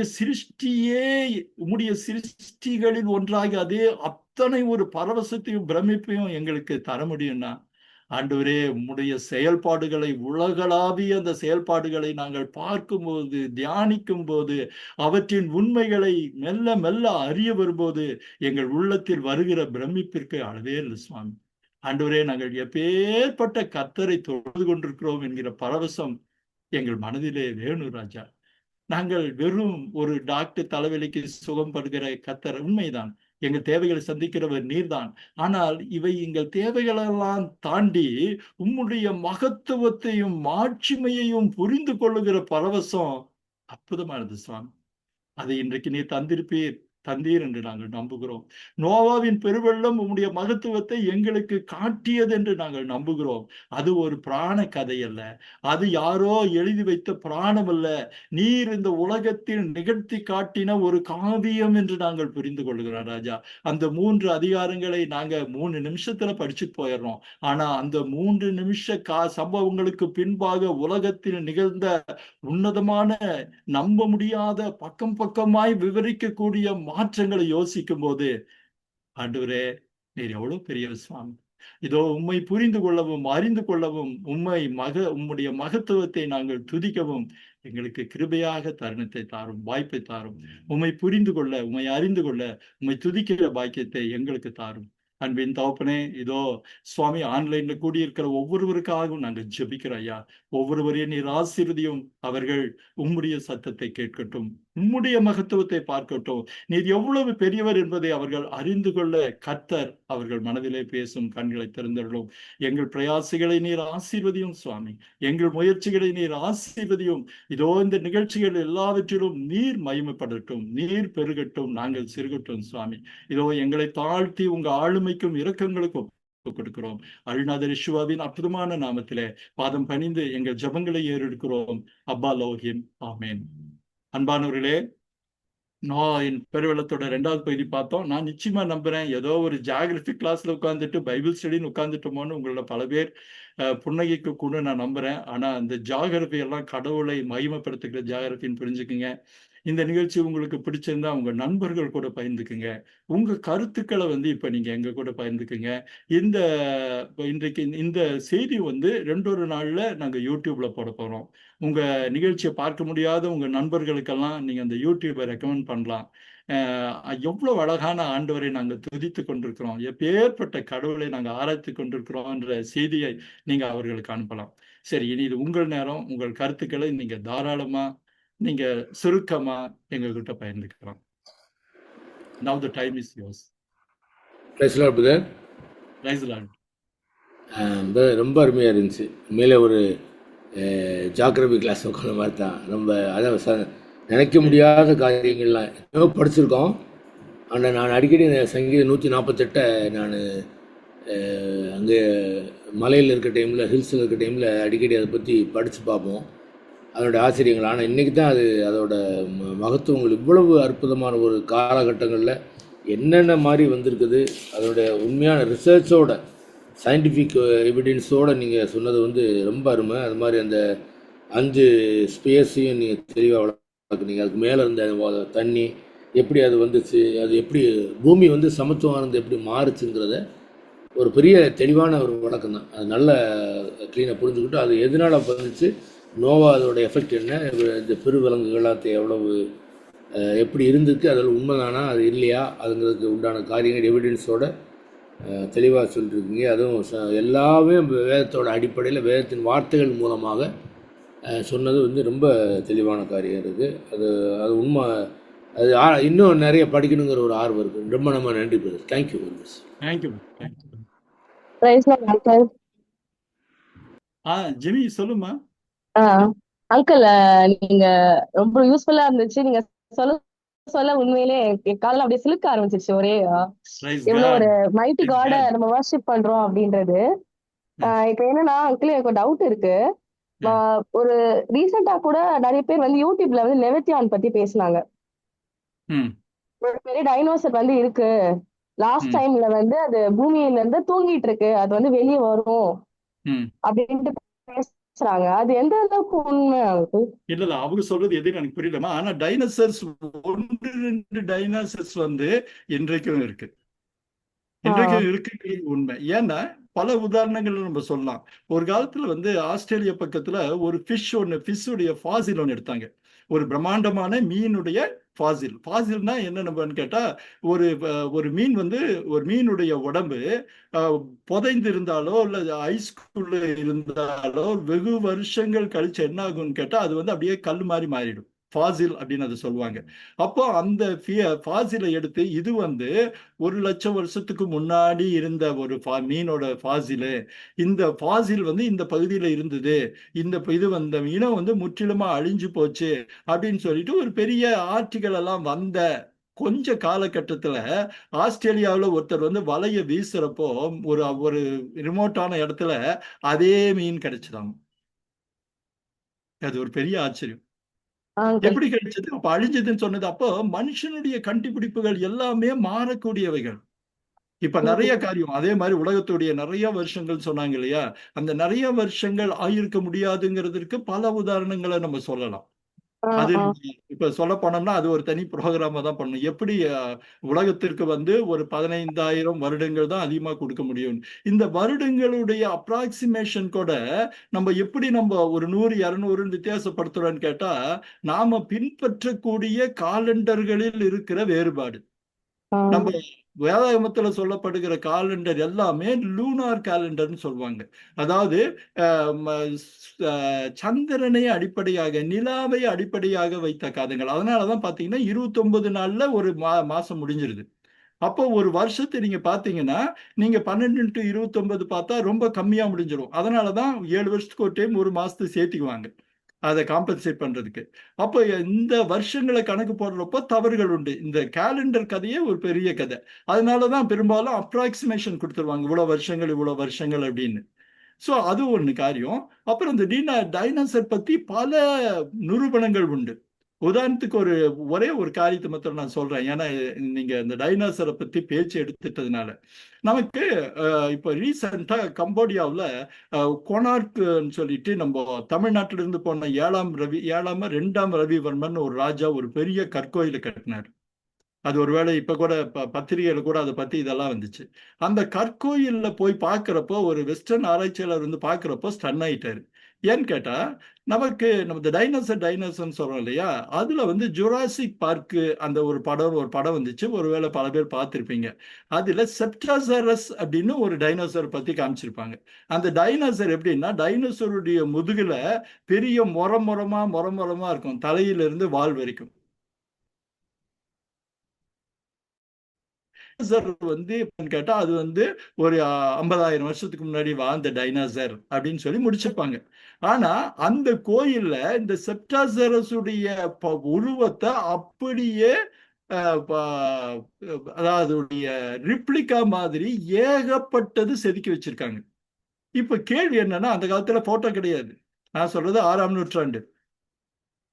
படம் யாராவது வரைஞ்சி வச்சிருப்பாங்களா? கிடையாது. அன்லெஸ் அண்ட் அதர்வைஸ் அதை பார்த்திருந்தால் ஒழிய வரைந்திருப்பதற்கான வாய்ப்புகள் இல்லை. புரியுதாமா ஜெமி? புரியுதாப்பா? அப்போ என்னன்னு கேட்டா அந்த காலம் இருந்திருக்கும், ஒருவேளை அதனுடைய அளவு அருகி போயிருக்கணும். அதே வண்ணமா இதுல யூகேல ஒரு டைனோசருடைய எலும்புகள் அந்த இதை நோண்டி எடுத்து பண்றப்போ ஒரு எலும்புக்குள்ள இருந்த அந்த மஜ்ஜைன்னு சொல்லுவாங்க இல்லையா, அந்த உள்ளுக்குள்ள அந்த கொலக்கொலான் இருக்குமே, அது வந்து ஆக்டிவா இருந்ததுன்னா அது இறுகி போகாம கல்லா போகாம இருந்தது. அதிலிருந்து எடுத்து ஆராய்ச்சி செஞ்சார்கள். செஞ்சப்போதான் அது வந்து எப்படி அந்த டைனோசர் எப்படி எந்த சூழ்நிலையில வாழ்ந்திருக்க கூடும் பெரிய கண்டுபிடிப்புகள் இருந்தது. உதாரணத்துக்கு ஒரு 50,000 வருஷத்துக்கு முன்னாடி அந்த டைனோசர் இருந்ததுன்னு ஒரு கணக்கு இருந்ததுன்னு வச்சுங்க. அப்போ அந்த எலும்புக்குள்ள இருக்கிற மஜ்ஜை இப்படி காயாமல் இருந்திருக்க முடியும். இப்படி நம்ம நிறைய உதாரணங்கள் சொல்லிட்டு போகலாம். அதே மாதிரி இதுக்குள்ள நோவாவுடைய பேழைக்குள்ள வந்து டைனோசர்ஸ் பத்தி கூட நம்ம அடுத்த வாரம் ஒரு வேளை பார்க்கலாம். அதனால பல விதமா சொல்றாங்க. ஆனா நமக்கு வந்து வேத அடிப்படையிலும் ஒரு உண்மையான ஆராய்ச்சியாளர்கள் சில பேர் ஃபேன்சி ஒரு ஜாலிக்காக சொல்லுவாங்க. அதை நம்ம எடுத்துக்கூடாது. நம்ம ஆய்ந்து அறிந்து நம்ம பார்க்கிறப்போ பல ஆச்சரியமான உண்மைகள் கிடைக்கும். அந்த உண்மைகள் ஆவியானவர் நமக்கு உணர்த்துகிற சத்தியங்களாக இருக்கும். Correct uncle. ஏன்னா நிறைய பேர் வந்து இப்போ ரீசெண்டா நான் பார்க்கும்போது கூட அது அடியில வந்து அது உயிரோட வந்து வர்றதுனாலதான் நிறைய ஆள்ல இருக்கிற அனைத்து மீன்கள் வந்து வெளியே வருது அப்படின்ற மாதிரி பேசியிருந்தாங்க. அது வந்து எந்த அளவுக்கு நம்மளுக்கு உண்மைன்றது தெரியல அங்கிள். அதனாலதான் நான் இந்த டவுட்டை கேட்டேன். இல்லப்பா, அது நிறைய பேர் சொல்றாங்க. சொல்லிட்டு என்ன சொல்லுவாங்க, இப்படியாக நான் நினைக்கிறேன்னு முடிச்சிருவாங்க. இப்ப யாரும் ஒண்ணும் சொல்ல முடியாது. ஏன்னா ஒவ்வொருத்தருக்கும் நினைக்கிறதுக்கு கற்பனை பண்றதுக்கு உரிமை இருக்கு இல்லையா? என்ன விஷயம்னா நாம் சொல்வதும் நினைப்பதற்கும் ஆதாரங்கள் வேணும். நான் ஒரு விஷயத்தை பத்தி சொல்றேன்னா அதற்கான ஆதாரங்கள் இருக்கும். இப்ப வந்து அந்த ஆதாரங்கள் வந்து நம்பகத்தக்க ஆதாரங்கள். இப்ப ஆரோஜெனிசிஸ் பத்தி சொன்னா இதை பத்தி ஏகப்பட்ட ரிசர்ச் பண்ணின டான் பிஸ்லி பேட்டனுடைய புத்தகத்துல ஆரோஜெனிசிஸ் என்ற சாப்டர்ல இருந்து எடுக்கப்பட்ட படங்களை தான் சாமும் எலிசபெத்தும் நீங்க பார்க்கிற விதமா மாற்றி கொடுத்திருக்காங்க. அது வந்து பிளாக் அண்ட் ஒயிட்ல ஒரு தெளிவில்லாம இருக்கும்.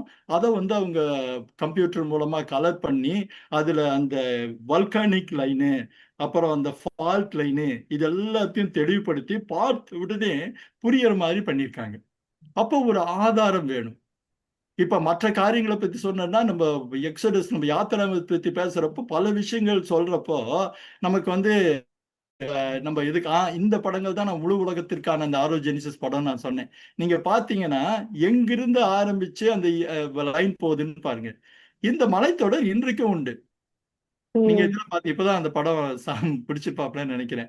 நீங்க பாத்தீங்கன்னா அந்த ஐரோப்பாவிலிருந்து ஆரம்பிக்கிற ஒரு தொடர் அங்கிருந்து கிளம்பி நடுவுல அந்த மத்திய தரை கடலுக்கு மேல வந்து ஆப்பிரிக்காவை தொட்டு சவுதி அரேபியா வழியா வந்து ஆப்கானிஸ்தான் அந்த கடலை தாண்டி நம்ம பாகிஸ்தானை தாண்டி இந்தியாவை தாண்டி மேகாலயாவை தாண்டி பர்மாவை தாண்டி அப்படியே கீழே இறங்கி நியூசிலாந்து ஆஸ்திரேலியாவுக்கும் போகிறத பார்க்குறோம். ரொம்ப அழகான ஒரு படம்.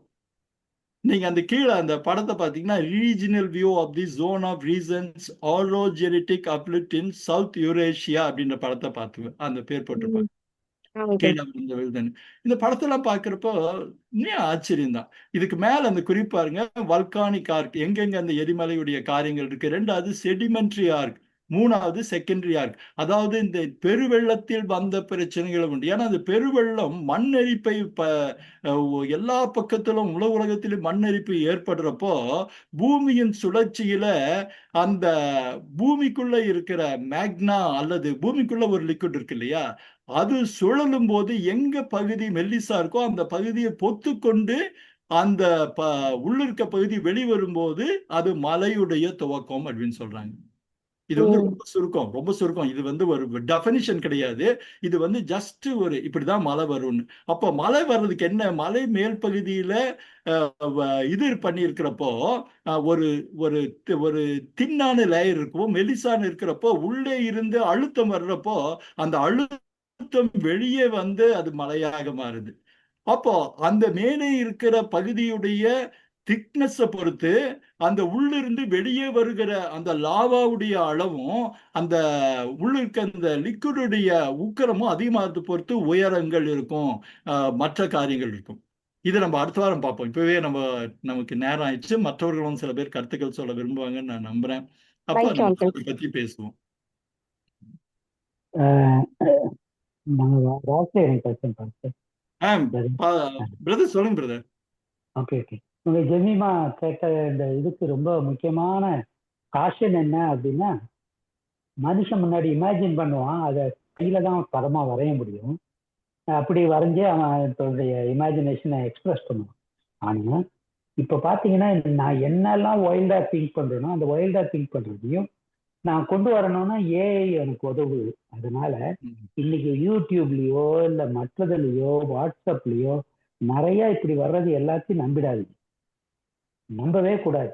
அதுக்கு பின்னணியில ஆதாரம் இருக்கிறது. அதே மாதிரி இப்ப இவங்க கார்த்திக் ராஜகுமார் சொன்னது போல அப்படியாக நான் நினைக்கிறேன்னு சொல்லி முடிக்கிறானுங்கனாலே அது வந்து பொய்ன்னு அர்த்தம்.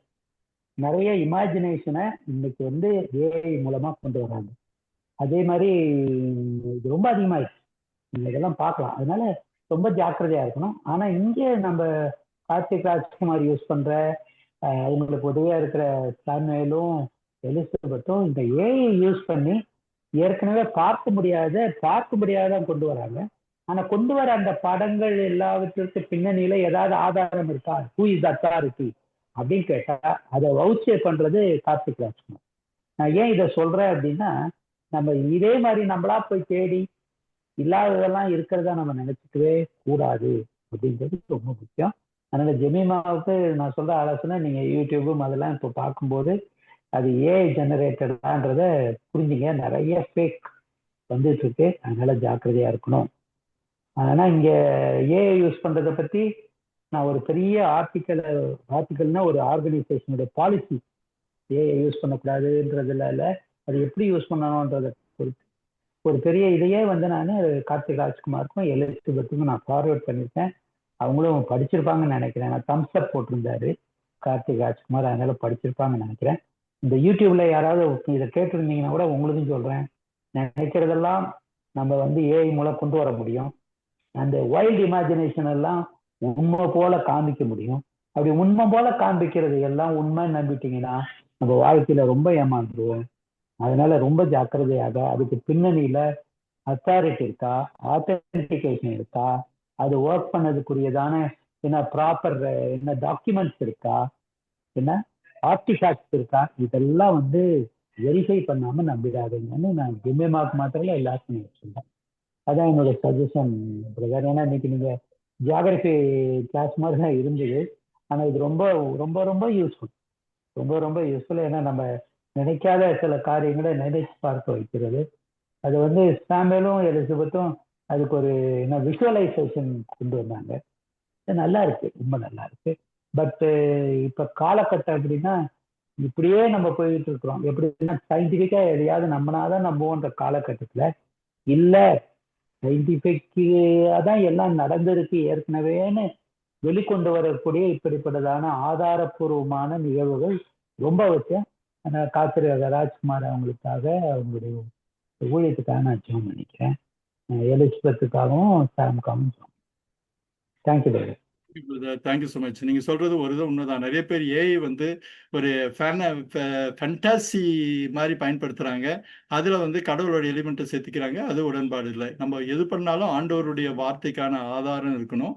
அதை நம்ம தெளிவா புரிஞ்சுக்கிறது ரொம்ப ரொம்ப நல்லது. நம்ம இப்போ இப்போ இதுல பண்ற காரியங்கள் என்னன்னா, பெரும்பாலும் வேத அடிப்படையில மாத்திரம்தான் அவங்க பண்ணுவாங்க. நாங்க அப்படித்தான் பண்ணுவோம். வேத வசனத்திற்கு முரண்பாடாக எதையும் நம்ம செய்ய மாட்டோம், செய்யறதும் இல்லை. ஏன்னா நம்ம நோக்கம் அதுவும் இல்லை. நமக்கு வந்து ஒரு வேத சத்தியங்களை புரிய வைக்கணும், அறிய வைக்கணும், அவ்வளவுதான்.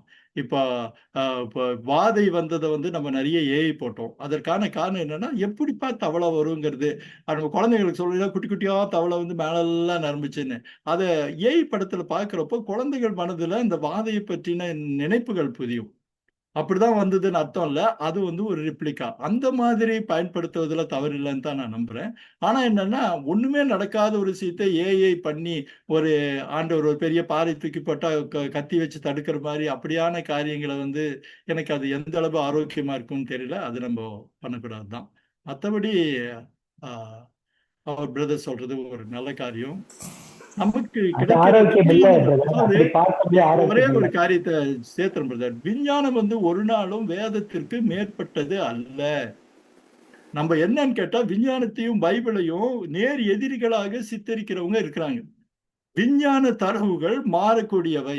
நம்ம ஏற்கனவே சொல்லியிருக்கோம். ஒரு ஜான்சன் வந்து லைட்டு ஸ்ட்ரைட் லைன்ல போகுதுன்னு சொல்லி நோபல் பிரைஸ் வாங்கினாரு. அநேக வருஷங்கள் கழிச்சு அவருடைய குடும்பத்தை சார்ந்த ஒருத்தரே லைட் வந்து வளைவாக செல்லுகிறது, வளைகோடுல செய்கிறது, வளைவளையா போகுது, வேவ்ஸா போகுதுன்னு சொல்லி பிரைஸ் வாங்கினாரு, நோபல் பிரைஸ்.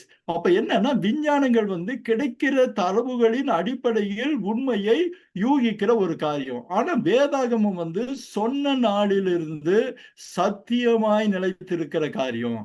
அப்ப நம்ம பொய்ன்னு சொல்லுவோம். ஆனா நம்ம ஒரு விஷயத்தை அணுகி பார்க்கிற விஞ்ஞானத்தினாலேயே சொல்லப்பட்ட சத்தியம்தான்னு புரியறதுக்கு நம்ம விஞ்ஞானத்தை பயன்படுத்துறோம். நாங்க சால்வேஷன் டிவில பண்றதுக்கு முக்கியமான ஒரு காரணம் சயின்ஸ் அண்ட் பைபிள் தான். அதாவது வேதாகமத்தை நம்ம விஞ்ஞான தரவுகளின் மூலமாக இன்னும் அதிகமாய் நம்ப முடியும். அந்த நம்பகத்தன்மை நமக்கு இருக்கு. ஒரு விஷயம் பழசுங்கிறப்போ அந்த விஷயம் எந்த அளவு பழசுங்கிறதுக்கு வாய் வார்த்தை இல்லை, அதற்கான விஞ்ஞான நிரூபணங்கள் இருக்கு. ஒரு இடத்துக்கு போனா அந்த இடத்தை பத்தின சில பதிவுகள் வந்து நமக்கு விஞ்ஞான பூர்வமா இருக்கு. செங்கடல்ல அவங்க யாருமே போகல, அந்த இடம் நடக்கவே இல்லை, அது பிட்டர் லேக்ஸ்ல நடந்ததுங்கிறப்போ கடல்ல ஆராய்ச்சி பண்றப்போ அந்த ஓசனோகிராஃபி மூலம் அந்த ஒரு சி பெல்ட்டை, ஒரு பூமிக்கு அடியில 45 டிகிரி கல்ஃபா பக்கம் போல ஒரு பெட்டை கண்டுபிடிச்சாங்க. அது அந்த ஓசனோகிராஃபி மூலமா பார்த்தது நமக்கு நிரூபிக்கப்பட்ட ஒரு நாமா இந்த வழியா தான் நடந்திருக்காங்க.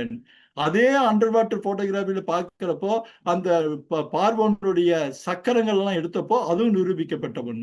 அப்போ இந்த விஞ்ஞான கண்டுபிடிப்புகள், முன்னேற்றங்கள் ஆண்டவர் சொல்லிட்டு போயிட்டாரு, சொன்னதெல்லாம் உண்மைன்னு மறுபடி நிரூபிக்கிற காரணங்களா தான் இருக்கணும், காரியங்களா தான் இருக்கணும். அப்ப நம்மளுடைய நம்பிக்கை ஆண்டவருடைய வார்த்தையையும் ஆவியானவரின் வழி நடத்துதலை மாத்திரம்தான் சார்ந்திருக்கணும், மனுஷனுடைய தரவுகளை சார்ந்து அல்ல. வேற யாராவது சொல்லாமே கருத்து?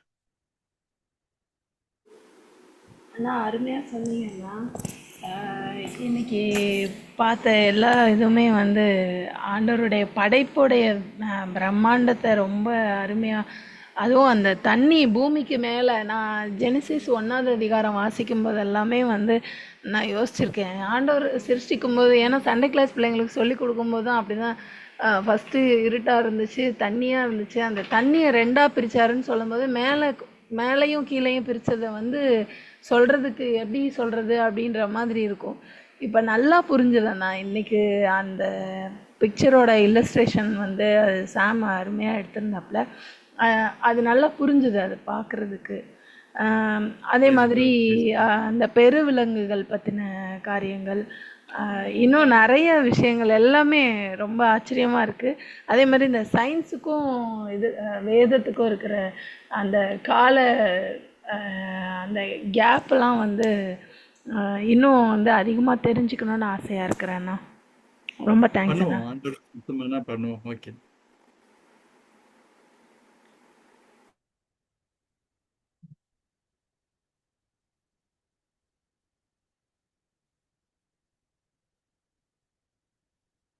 ஜோமனி முடிச்சிடலாமாண்ணா? வேற யாராவது கருத்துக்கள் இல்லைன்னா முடிச்சிடலாம். சாம் அக்கா முடிச்சிடலாம்க்கா, பேக் பண்ணி முடிச்சிடலாம். ப்ரே பண்ணுப்பா. எங்களை நேசிக்கிற நல்ல தகப்பனே, இந்த அருமையான இரவு நேரத்திலையும் ஆண்டவரே, நாங்கள் நோவாவின் பெருவெள்ளத்தை குறித்து நாங்கள் தியானித்தோம். அருமையான காரியங்களை கற்றுக்கொண்டோம் அப்பா. இதை அநேகருக்கு கொண்டு செல்லவும், இதை ஆண்டவரே இளம் தலைமுறையினர் புரிந்து கொள்ளத்தக்கதாக நாங்கள் அவர்களுக்கு கொண்டு சேர்க்கவும் எங்களுக்கு ஞானத்தை கொடுங்கப்பா. ஆண்டவரே, எல்லாரும் உம்முடைய வேத சத்தியங்களை அறிந்து கொள்ளணும். அதிகமாக செல்ஃபோன் உபயோகம் இருக்கிற இந்த காலகட்டங்களில், புத்தகங்களை படிப்பது குறைந்திருக்கிற இந்த காலகட்டங்களில் ஆண்டவரே, வரப்போகிற ஜென்ரேஷன் இன்னும் அதிகமாக உம்முடைய சத்தியத்துக்குள்ளாக, வேத வாசிப்புக்குள்ளாக தேறினவர்களாக வர்றதுக்காக நாங்கள் உம்முடைய சமூகத்தில் கேட்குறோம் அப்பா. கிருபை கொடுங்கப்பா. தொடர்ந்து நடத்துங்க. இந்த நோவாவின் பெருவெள்ளத்தின் அடுத்தடுத்த எபிசோட்ஸ் எல்லாவற்றிலும் உம்முடைய கைடன்ஸ் எங்களுக்கு வேணும்ப்பா. வழி நடத்துங்க. ஒவ்வொரு பைபிள் ஸ்டடியும் ஆண்டவரே இன்னும் அதிகமாக நாங்கள் வேதத்தை ஆராயவும் அதன்படி நடக்கவும் எங்களுக்கு அது உதவியாக இருக்கட்டும்ப்பா. ஆசீர்வதிங்க, பொறுப்படுத்திக்கோங்க. அண்ணாவையும் ஆண்டவரே, இணைப்பில் இருக்கிற ஒவ்வொரு சகோதர சகோதரிகளையும் கர்த்தர் நீங்கள் ஆசீர்வதித்து இன்னும் அதிகமாக உம்மோடு இணைய செய்யுங்கப்பா. ஆசீர்வதிங்க, பொறுப்படுத்திக்கோங்க. இயேசு கிறிஸ்துவின் நாமத்தினால கேட்குறோம் ஜீவனுள்ள நல்ல பிதாவே, ஆமேன். ஆமீன். அன்பானவர்களே, நீங்க வந்து இந்த நிகழ்ச்சியில மறுபடியுமாக தொடர்ந்து வருகிற உங்க ஒவ்வொருவருக்கும் ஆண்டவருடைய நாமத்தில் என்னுடைய நன்றியை நான் தெரிவிச்சுக்கிறேன். தொடர்ந்து எங்களுக்காக, எங்க டீமுக்காக நீங்க நல்லா ஜெபம் பண்ணிக்கங்க. தடைகள் எதுவும் வராதபடிக்கு. இன்னைக்கும் என்னன்னா சாயங்காலம் தண்டர்ஸ்டார்ம் அனௌன்ஸ் பண்ணியிருந்தாங்க கோயம்புத்தூர்ல. ஆனா கடவுள் கிருபையில என்னுடைய லேப்டாப் ஸ்கிரீன்லயே தண்டர் ஷவர்ஸ் ரெடின்னு வந்துச்சு. அன்னைக்கு மாதிரி கலாட்டா ஆயிருமான்னு நினைச்சேன். ஆண்டவருடைய கிருபையில எந்த தடையும் இல்லை. அதற்கெல்லாம் முக்கியமான காரணம் நீங்க எல்லாரும் எங்களுக்காக ஜெபம் பண்றீங்கன்னு. தொடர்ந்து ஜெபம் பண்ணுங்க. இந்த நிகழ்ச்சி ஏராளமான மக்களுக்கு சென்றடையணும். ஏராளமான மக்கள் நம்ம ஆண்டவர் எவ்வளவு அற்புதமான கடவுளை நம்ம ஆராதிச்சிட்டு இருக்கோன்ற ஒரு பெருமையும் பூரிப்பையும் தரணும். அவருடைய நாமம் உயர்த்தப்படுறதை தவிர வேறு எந்த நோக்கமும் எங்களுடைய உழைத்துல கிடையாது. அதற்கு நீங்க தொடர்ந்து ஜெபம் பண்ணிக்கங்க. இந்த நிகழ்ச்சிக்கு உங்களுடைய தொடர்ந்து ஆதரவு தாங்க. எல்லாருக்கும் மறுபடியுமாய் ஆண்டவருடைய நாமத்தில் என் நன்றிகளை தெரிவிச்சுக்கிறேன். God bless you. Good night. ஆண்டவருக்கு சித்தமான அடுத்த வாரம் நம்ம மறுபடியும் சந்திப்போம். Okay then, see you, bye. Good night.